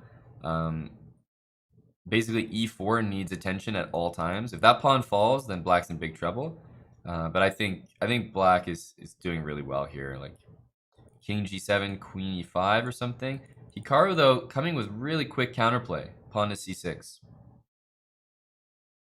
Very quick counterplay. Yeah, both at about 50 seconds. This is a very, very close match. Let's also check the top-seeded match. This is 2 pieces for rook, but it's 2 pieces for rook and 3 pawns, which is pretty significant. So the rooks are definitely the better pieces here, no question, because of the pawns, not because of the rooks, of course. And this is also 50 seconds apiece, so paying attention to 2 very tense games here, which are going to set us up for, pretty much who's going to be playing for top spots. Bishop a8, I would guess. Just throw that bishop right out of the fray. Yep, got a lot of pressure here. g5 is a huge threat, which threatens rook g2 next. Lots of moves flying in.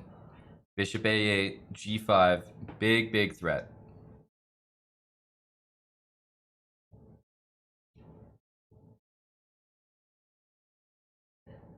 What's going on in Hikaru's game? Queen g3 played. Hang on a sec. Oh, does he want queen h8? If rook f2? I think so. I would have played queen takes e4 there. Maybe I'm missing something, but that pawn was just hanging. That pawn was just hanging.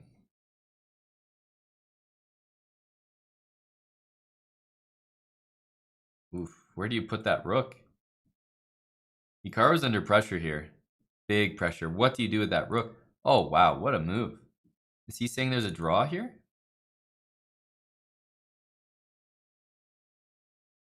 Wow. Okay. Jeez. So, is he just going to take the draw? It looks like it. Here, and if king over queen f8? No, you have to play that on, right? Because if white goes and takes that rook, you got pawns coming. You got to do that. Yeah, king f5. Let's go. c7, rook c1. Hikaru must have missed rook c1. He must have missed rook c1.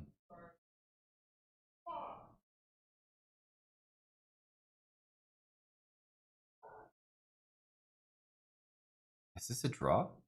Man. Whew. Beyond me, guys. Beyond me. What a crazy game. Hikaru played that rook f1. That's such a sweet move, man. Rook f1 in a position where you're under pressure and it feels like you have nowhere to move the rook. d2's coming, whatnot. Rook f1, hanging the rook for this idea of making a draw. That's just sweet. Tuning into this position, unfortunately, it looks like it's just over. That's going to be Sam Sevian moving to 7 out of 7.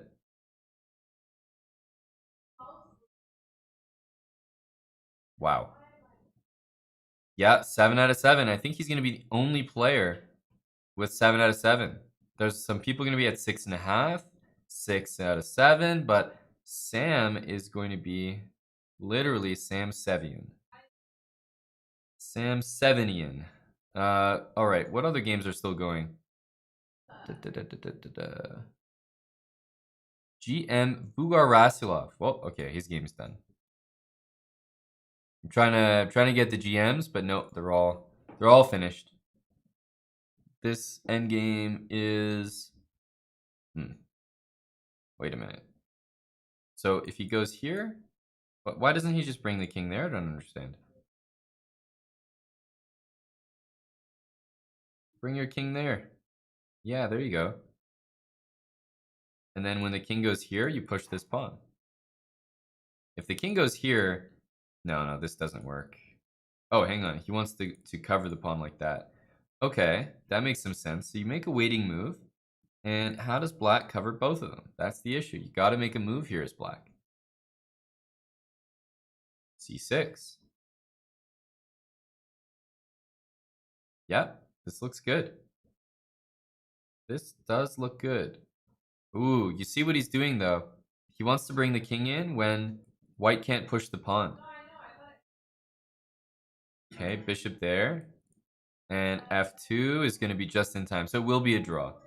It will be a draw.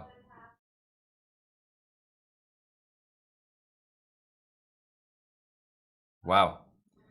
All right. A few more games to finish up this round here, and then we will be taking a break, guys. Chess.com's fair play check is just going to take place pretty quick. But I think everyone, could use a break. Maybe that's not true. Maybe I'm just projecting. What do we have here? This Terrao 90, I'm pretty sure isn't that I think is that like Juliana or Julianne Terrao or something? I think she plays on the Olympiad team for Brazil, like the women's team. Not sure, unless this is a different username or someone else with the same last name. But there's definitely someone on the women's Olympiad team for Brazil with that name. Okay, queen d5 takes. No? Okay. The thing is, in this position, all you have to do is trade queens. Move your bishop anywhere, and okay. Decides to do like that, but even if you lose this pawn, it doesn't matter. Just shuffle that bishop anywhere here, and it's a dead draw too, so. Should get a draw here. Otherwise, this is going to be the longest game of the round, but they should agree right here. Should agree right here.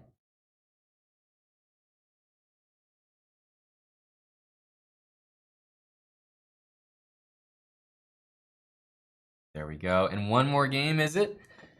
We say one more game, but this is over. This is completely lost. Yep.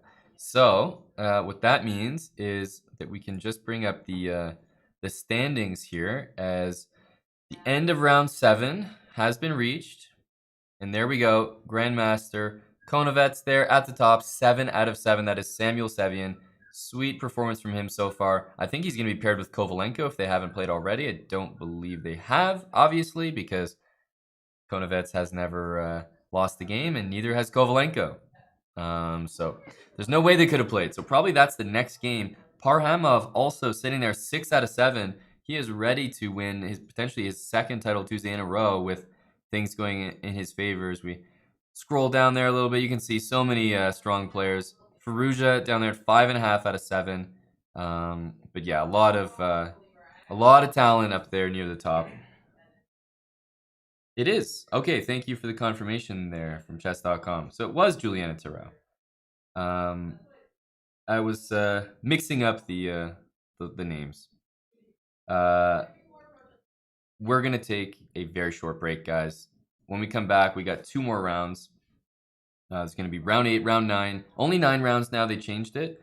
But when we come back from the break, we'll get right back into the commentary. And yeah, I hope you guys are enjoying the second edition of Title Tuesday here. Like I said, take a short break, but don't go anywhere. We'll be right back.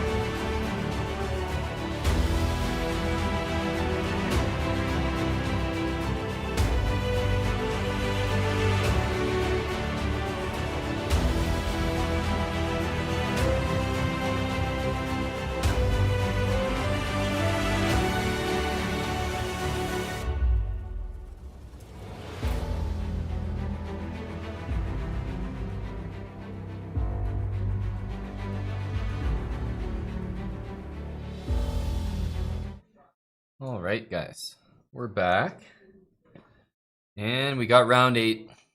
Hope you guys got the break you deserved. And as I said, right after we would have Igor Kovalenko against Sam Sevian. This is the matchup that was bound to happen. Neither of these guys have lost a game in this event so far. So Igor Kovalenko with the white pieces. Basically, if the bishop was on f4, it would essentially be a London system, like one of the main lines. So same setup, queen e2. White's looking to go potentially e4. Rook d1 preemptively is often an idea. And there's always knight e5. So I would say probably rook d1 makes a lot of sense here. But there you go. He's going for knight e5. So takes, knight d7. And, I mean, the bishop can be exchanged. White's just going to go for a dark square concept there. Yeah, it's just a few minutes break. So we're back and we're covering round 8 right now, round 9 coming up. So definitely getting towards the end of this tournament. And if we're looking at those standings, there are a lot of players near the top with 6 out of 7, 6.5 that are chasing the leader, who is Sam Sevian with 7 points. So we'll see. Will he go 9 for 9? What do you guys think? 9 out of 9. I recall seeing that, I think in one, maybe two, but I want to say 1 or 2 Title Tuesdays that I covered. Definitely one of them. 9 out of 9 is such a rare score. What do you guys think? Are we going to get it today? First Title Tuesday? Well, I should say first day of Title Tuesday in 2020. Are we going to get a 9 out of 9 from Sam Sevian? He's got the black pieces here. And he's got a workable position. Normally when white, sort of goes for this attack all in like that, he can just overpress. And this attack is either going to work or it's not. And if it doesn't work, white is often struggling to have the position working. Yeah, knight d6, there you go. This rook on h3, and let's imagine that white goes like this, let's just say. Take a look at that rook. It's really weirdly placed, and it can't get back into the action because this pawn is there covering it. So it's just that I'm trying to say, if you go all in for the attack and you don't end up with like a checkmate or an advantage, then a lot of the times what happens is your rook ends up just way offside. So that's one thing. In the end, it looks like Sam went for d5, f5 pawns, solidifying his control of e4.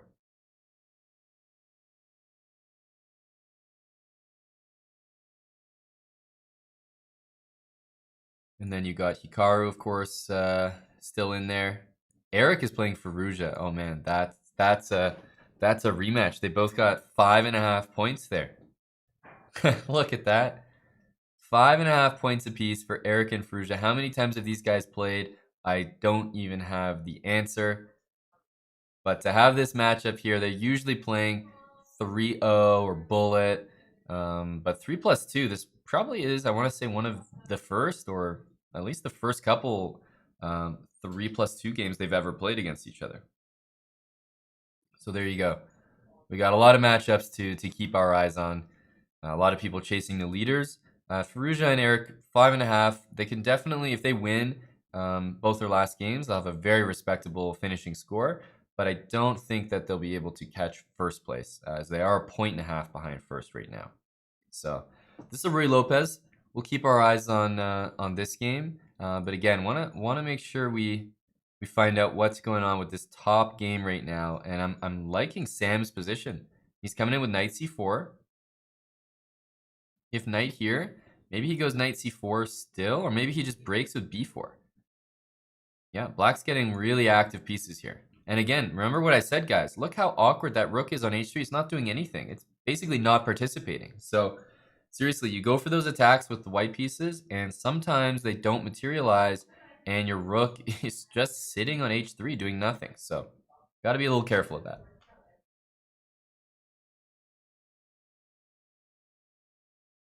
Let's go check out the what's this game? These guys both have 6 points, so they are very much chasing the leaders. It looks like I'd probably prefer black here. This looks like a good position for black. I don't know what the pawns are. I think black's up 1 pawn, but you can't underestimate the b pawn here. There's going to be some knight d3, some checks, but it's funny. These pawns look maybe weak, but at the same time, hey, those are pass pawns, e6 and b6. Don't forget about that. Don't forget about that. E7 at some point might be very annoying. There is a queen check, but yeah, I'm wondering about maybe queen check, bishop b3, queen c6, followed by rook b8, trying to control both of these pawns at once. There's also some knight g4, knight d3 stuff, but wow, he chooses the most aggressive move. And I would just play b7 here, probably without even thinking. I think it's got to be b7. Gotta be b7. Gotta b7. There we go. I knew there was a more efficient way to say that.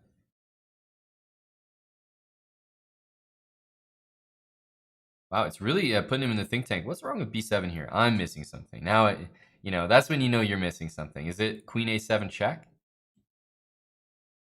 Queen a7 check. There's no bishop there anymore. Okay, he's getting right out of this diagonal and the knight f3 check. So that move really burned some time, but I'm still not sure that it was necessarily the best one. What's going on in these games? How about Eric's game? Wow, what the heck is going on here? This looks like, dream position for Firouzja. Look at that bishop. This knight's not doing anything. The center pawns are just all in black's favor. White's pawns just disappeared. And the material's even in terms of the major pieces and knights, bishops. So the pieces are even and the pawns are the difference. So this is looking like it's in Firouzja's favor here. How about our leader? Our fearless leader, Sam Sevian.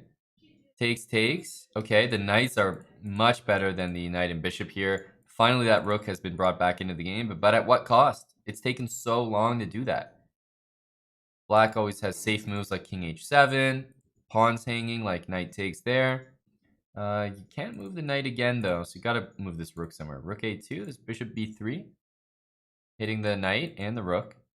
Yeah, so he's got to make this weird move, knight a4, but I say weird move, but look at that. There's a pin there. And it's actually the bishop on c2 that's in trouble. Wow. Wow. Rook there walks into 2 pins. This cannot be good. No, and rook e2, there's knight g3. And I think Sam Sevian, he's going to move to 8 out of 8, guys. That's incredible. I think he's moving to 8 out of 8 right here. We are about to witness black. Yeah, he's just going to win here. The rook is attacked, and there's no place to move it. Rook e2, knight g3, GG. Yep, over. Completely over. 8 out of 8 for Sam Sevian. Are we going to start off 2020 with... Are we going to start off 2020 with a 9 out of 9 score? That's insane. That's checkmate on the board. There you go. And how is this position turning out? Time scramble, but man, this does not look comfortable at all.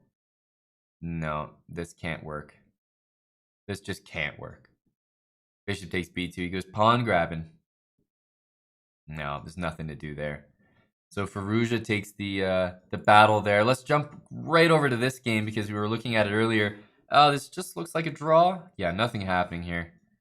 Probably going to agree on a draw. So these guys are only at 6.5 points. What does that do to the standings? Firouzja's up to 6.5. I'm seeing in the chat someone saying Hikaru lost. We didn't actually get to see that game, but hey man, I'll believe you. I didn't see who he was playing either. But if Hikaru lost, that means he probably will not catch anybody for any placements, as we're in the last 2 rounds of the entire tournament, guys. Remember that. This is only a 9-round event. Only a 9-round event. So this is the second last round. It's about to finish up here, and then we'll be in the money round. Okay, these guys have 6 points, so a win definitely puts them in contention for first place, because remember, Sam Sevian has 8 points right now. 8 points right now. 8 out of 8, and to be honest, it's most likely that he will maybe just go for a draw in the last round, because if he does, he's guaranteed the win.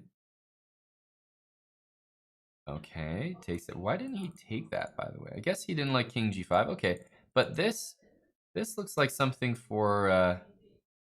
Okay. King up? No, he's going back. Okay, white gets pawn there, though. I can see this being a win for white on a good day. He's probably going to go back. No. Wow. He allows this. He allows this. He wants rook d6. Wait a minute. Did black miss rook d6? What's wrong with rook d6 there? Looked good, guys. Getting down to d8. Yeah, I think he missed that. Rook d6 must have been winning. Must have been winning. This is a huge threat. You have to take that. Ooh, what? I don't think I like that move. But at the same time, the king cannot go this way, so he's going to be going king e4. Wait a minute, king e4. Go, go, go. Oh, he wants king c5 with the rook in front. Now I understand. King there, rook back, and check. This is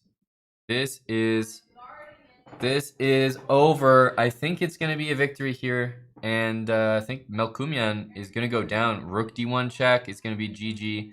Should be just winning for white. Yeah, okay. He moved the rook, so he doesn't even have to check. Pick up that pawn. Go down there. Go back. And it's over. Rook here. Push this pawn and sack your rook if necessary, but just over. Wow. Okay, so that's another upset there. Hrant Melkumian goes down. Look at the standings here. I'll bring up this final game, but look at the standings. We have 8 out of 8 for Sam Sevian. If he plays any one of these 7 out of 8s, I think the main question for me is basically, is he going to take a draw? Because if his opponent offers a draw against him, then his opponent also cannot win the tournament. So if he plays anyone who's at 7 out of 8, really, they should be playing for the win and be declining his draw. So we may actually get a chance for either a win by someone with 7 points and then a tie for first place, or because I don't think they're going to accept a draw, I think, wow, look at that. Look at that. What a great finish there. I think we're going to get the potential for 9 out of 9 from Sam Sevian. Look at this, though. King g2, queen h1 check. What a cute stalemate there. Really good vision by Wonderful Time to see that all these squares were covered. That's cute. That's a nice way to finish up that game. And one more game in this round is, yeah, over completely. And they're playing it out. So, guys, we are going to be going to the final round here. Round 9 of the late edition of Title Tuesday. And provided this guy does not give me any big scares and actually does complete the checkmate technique, then we will there we go. Then we will be going into the final round. All right. Yep. Okay, well, here we go. Here we go. What are the pairings? Okay, it's Sam Sevian against Lenier Dominguez. For those that haven't been paying attention, I mean, I have to just sort of give a shout out to Dominguez because he has made such an impressive return to chess that I don't think, first of all, anyone could predict, and also I don't think that a lot of people do that at his age. I mean, he's coming back into chess. It's not like he quit or anything, but he's really making strides. He's up to like 27, over 2760, I want to say, something like that. Just an insane rise. He may even be second in the U.S. now. I'm not sure what Wesley's rating is these days. Let me actually check that. What are the U.S. rankings right now, according to, I guess, the live ratings? Because he's made such a jump. It's worth noting. So I guess, yeah, in the U.S., 2765 is Wesley So, and 2758 is Lenier right now. So he's just behind Wesley. Fabi is obviously number 1. Hikaru is 2736, and right on Hikaru's tail is, like, for example, Jeffrey Zhang. I know Shanklin lost a lot of rating recently, but Jeffrey's still over 2700. So just a crazy bright future for the American Olympiad team, basically, is what I'm trying to say. That because Dominguez switched to the U.S., he's obviously going to be playing on their team on either board 2 or board 3, and that's going to be an incredibly scary team, to face, no matter what country you are. So definitely impressive to see Lenier, just playing so well these days. And here you go. He's got a chance with a win here to tie Sam Sevian for first place in Title Tuesday. He may be joined by other players who get 8 out of 9, but it's completely dependent on this result. because if they agree to a draw or Sam wins, then of course there's no chance for anybody to catch first place. Bishop a6. Yes, a really solid position here for Sevian. Is he going to take that, or maybe bishop d5 or something? Try to keep some pieces. I'm just trying to get a feel for how much Dominguez wants to play for a win, because he knows that he has to win to have a chance at first place, but at the same time he knows that if he draws, he probably gets a bit of money. So let's see. I'm trying to. There he goes, bishop d5. I like the effort. Maybe rook b8 is not an insane move, just to threaten b5 and sort of trap that bishop in there. I feel like rook b8 is not crazy. You don't need to do anything here with black. There's nothing being threatened or anything like that.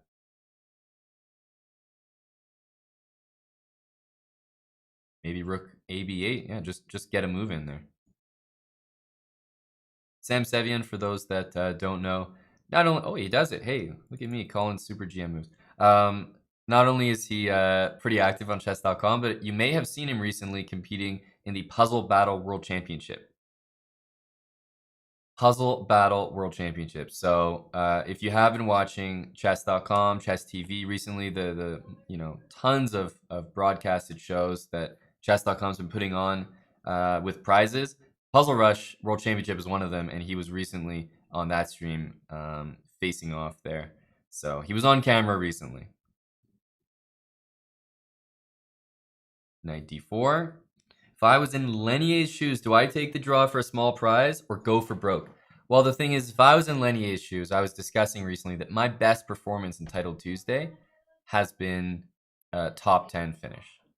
And if I took a draw here, that would be another unremarkable top 10 finish. So for me to have a shot at tying for first place in Title Tuesday, there's just no question. For me, I would go for it.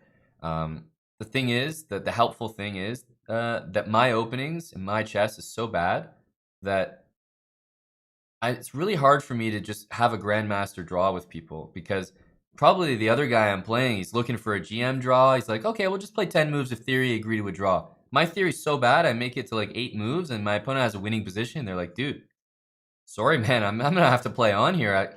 You gotta play a little better than that, buddy. So maybe I would go for the win because my opponent wouldn't ever accept my draw. So either way, I'm going for broke. Going for broke. Knight e4. He's preventing f3 at all times because knight g3 is always on the cards. But again, this is one of those positions where there's nothing, like the position is equal. So if you're gonna do anything to try to win, you gotta force something.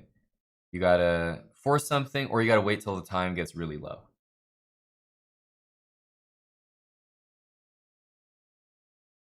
Yeah, that's right, Eddie Barber. Lenier has been super, super impressive.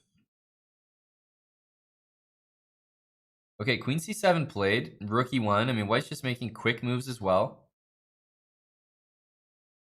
Neither side has an advantage here, but again, for Sebastian, Lenier Dominguez with the black pieces here, all he needs to do is just sort of get this. Oh man, they really repeated. I was going to say he just needs to get this a little bit lower on time, and then he has a chance. There we go, an unremarkable draw. Sam Sevian officially takes first place in the late edition of Title Tuesday, 8.5 points out of 9.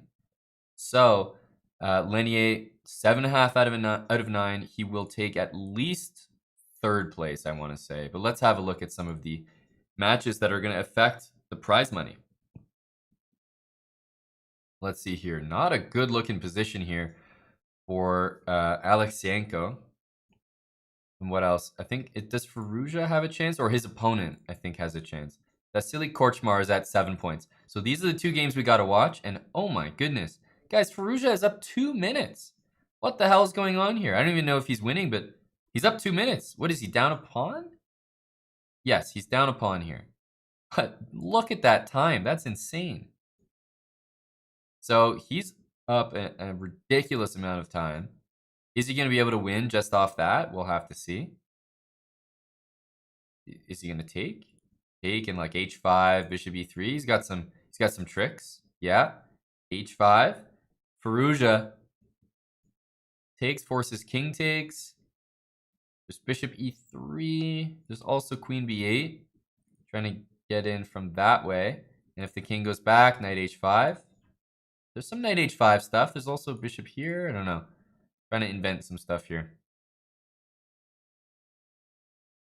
So Vasily Korchmar up a pawn here, 2 bishops against Firouzja, but a minute 45, just so much extra time here. That's insane. I wanted to see that 9 out of 9 as well. I know, feels bad. So also, guys, clear second place right now is an FM from Germany, Marco Real. Wow. Okay, knight there. He's blundering. Firouzja. He's going to take that. And this is a good opposite bishop position to try for a win in. He moved with 0.3 seconds on his clock. 0.3 seconds on his clock. Queen d1. Yeah, king's coming to g3, sure. This bishop is going to reroute soon. Maybe bishop here, and if you take that pawn... Okay, he's going to defend. I was going to say, you can probably even sack that pawn, go for mate. Bishop e7. Yeah, he's going for mate here. I think black's in serious trouble. Check, check. Bishop here. Likely just mate on the spot. Yep. Firouzja wins. So I think that officially means there are some other games. So I'll just put it on the screen for you guys to see. But there are. I think everything's been determined at the top. So we can say that as you can see from the screen there, Grandmaster Konovets. That is Sam Sevian. He officially wins with 8.5 out of 9. Marco Real is 8 out of 9 points. I don't know if that's an undefeated 8 out of 9 or a couple draws, but nonetheless, that's an insane performance from a FIDE master. I mean, there's just tons and tons of GMs, super GMs around this area. So 8 out of 9 from a FIDE master is, I mean, nothing to say, but that is very, very impressive. Well-deserved second place. Firouzja and Lenier Dominguez are going to share third place, but they're going to share it with Exploring Chess, New Bear, Vladimirovich, who is Dmitry Andreikin. So a lot of people sharing third place there. So in terms of the money being split, it will be shared amongst the people who tied for third. But the official third place looks like it will go to Firouzja on tiebreaks. So Sam Sevian, Marco Real, and Firouzja are probably going to take the 3 podium spots, although, as I said, that third place prize will be shared equally among the people who tied for it. Parhamov also, he won the earlier Title Tuesday, and then he came basically top 10 here, tied for 8th in this one. So he's doing quite well there. 2 pretty impressive showings.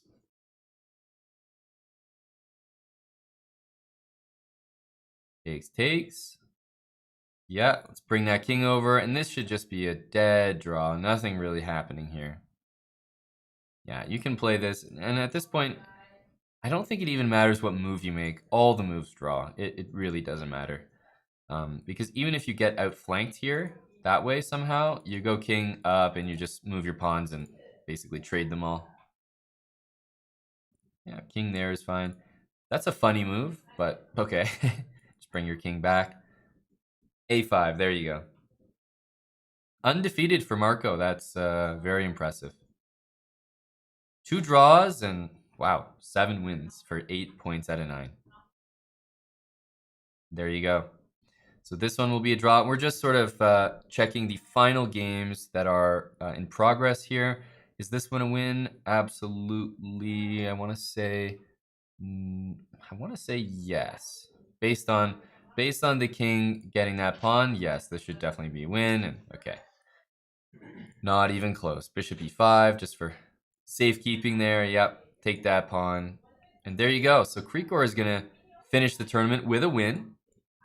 And one more final game. Let's see it. Knight there. This is totally winning for black. And this is the last game of the tournament here. Sam Sevian is going to collect that $500 payday, well deserved, from winning Title Tuesday. And this is going to wrap up our coverage here, as we have hit the You have hit the 9 rounds. So in this position, black offered a draw and then played king there. White pre-moved king there. What? Not sure if these guys know each other or not, but they're fighting for, well, it's true actually. They are fighting for an equal share of $0. So not sure what's going on here. I think they're enjoying that they're the last game in play and that everybody on the website is probably watching these two people. Everyone's like, they've never had this many spectators. They're having a good time. They're milking it. J Beast, yeah, definitely super impressive by Sam there. This, however, is not super impressive. It looks even. I would say so. I would say this looks even. Yeah. Take it. Oh, dude, please take it. Well, I'm gonna head to sleep. The nice thing that I've been thinking about installing in my stream room is actually a mattress. So I've been thinking about installing a mattress right behind the chair. So when stuff like this happens, what I can do is I can just fall out of my chair, just into the mattress for a nice little snooze. So I'm thinking the more I see stuff like this, the more I think that I'm gonna have to get that installed. So I might have to pull through with that. Maybe we can start a donation goal, get the mattress installed. But now I'm actually looking forward to that. Black has actually blundered his rook as well. I think he's saying, hey, it's worth the rating points. I'm having a good time. Everyone's watching me. This is my moment here on Chess TV, and I'm going to enjoy myself. King f6. You got to enjoy at least one more move. Yeah, and is white going to checkmate or not? He is going to checkmate. He was having fun. It's like two guys are having a good time. One guy sacks a piece, doesn't take a rook. But then it's like, at some point, someone betrays you when you're trying to mess around with your friends. Hey, take this piece. Hey, take this piece. All of a sudden, he takes your queen, and you're like, wait a minute. I thought we were messing around. Hang on a sec, dude. I thought we were just trolling. Don't actually do it. He did it. He did it. So you can see on the screen there, Sam Sevian, first place, 8.5 out of 9. Marco Real, 8 out of 9 from Germany. Don't know much about him, but what can I say? That's a super impressive result. I think he was even in the chat here. So congratulations, buddy. Faruja, 2003. That's Ali Reza Faruja. Great performance, 7.5 out of 9. Even had a game against our very own Eric Hansen from the Chess Bros. Caught a little bit of that one. I think he won that, as well as being up like 1-2 minutes on everyone else. So what can we say, guys? That's it for today. All Title Tuesdays are done for today, for January. We had the early edition, just finished the late edition. A lot of fun, really, really strong tournament. We had Parhamov winning the first edition, the early one. I think he got 8 out of 9. I can't remember. And then Konovets, 8.5 out of 9. I thought we were going to start the year with 9 out of 9 from Sam Sevian, which would have been crazy. But anyways, he's walking away with $500, and that is well-deserved after the performance we saw today. Undefeated from the first two. Sam Sevian and Marco Real, those guys are both undefeated. So sweet performance by them. Congratulations. Hope you guys enjoyed. And I'm talking about wherever you're watching from. I know we're streaming over on YouTube as well as Twitch and various other places. So remember, of course, a reminder that tomorrow is PCL. So there's going to be more coverage right here on twitch.tv/chess. If you're not following the channel, make sure you do, because there's lots and lots of cash tournaments, online leagues, and various world championships, whether it's Puzzle Rush or the Women's World Championship coverage that's going on right now. So make sure to follow the channel and stay tuned. That's it for me. I'm your host, Grandmaster Mon Hamilton. I am streaming over at twitch.tv/chessbra. So if you ever want to follow that channel, that's where you'll find more of me. Otherwise, I'm on Twitter, Adam on Hamilton. easy to find. So thanks, guys. Take care, and I hope you enjoyed the stream. Bye for now.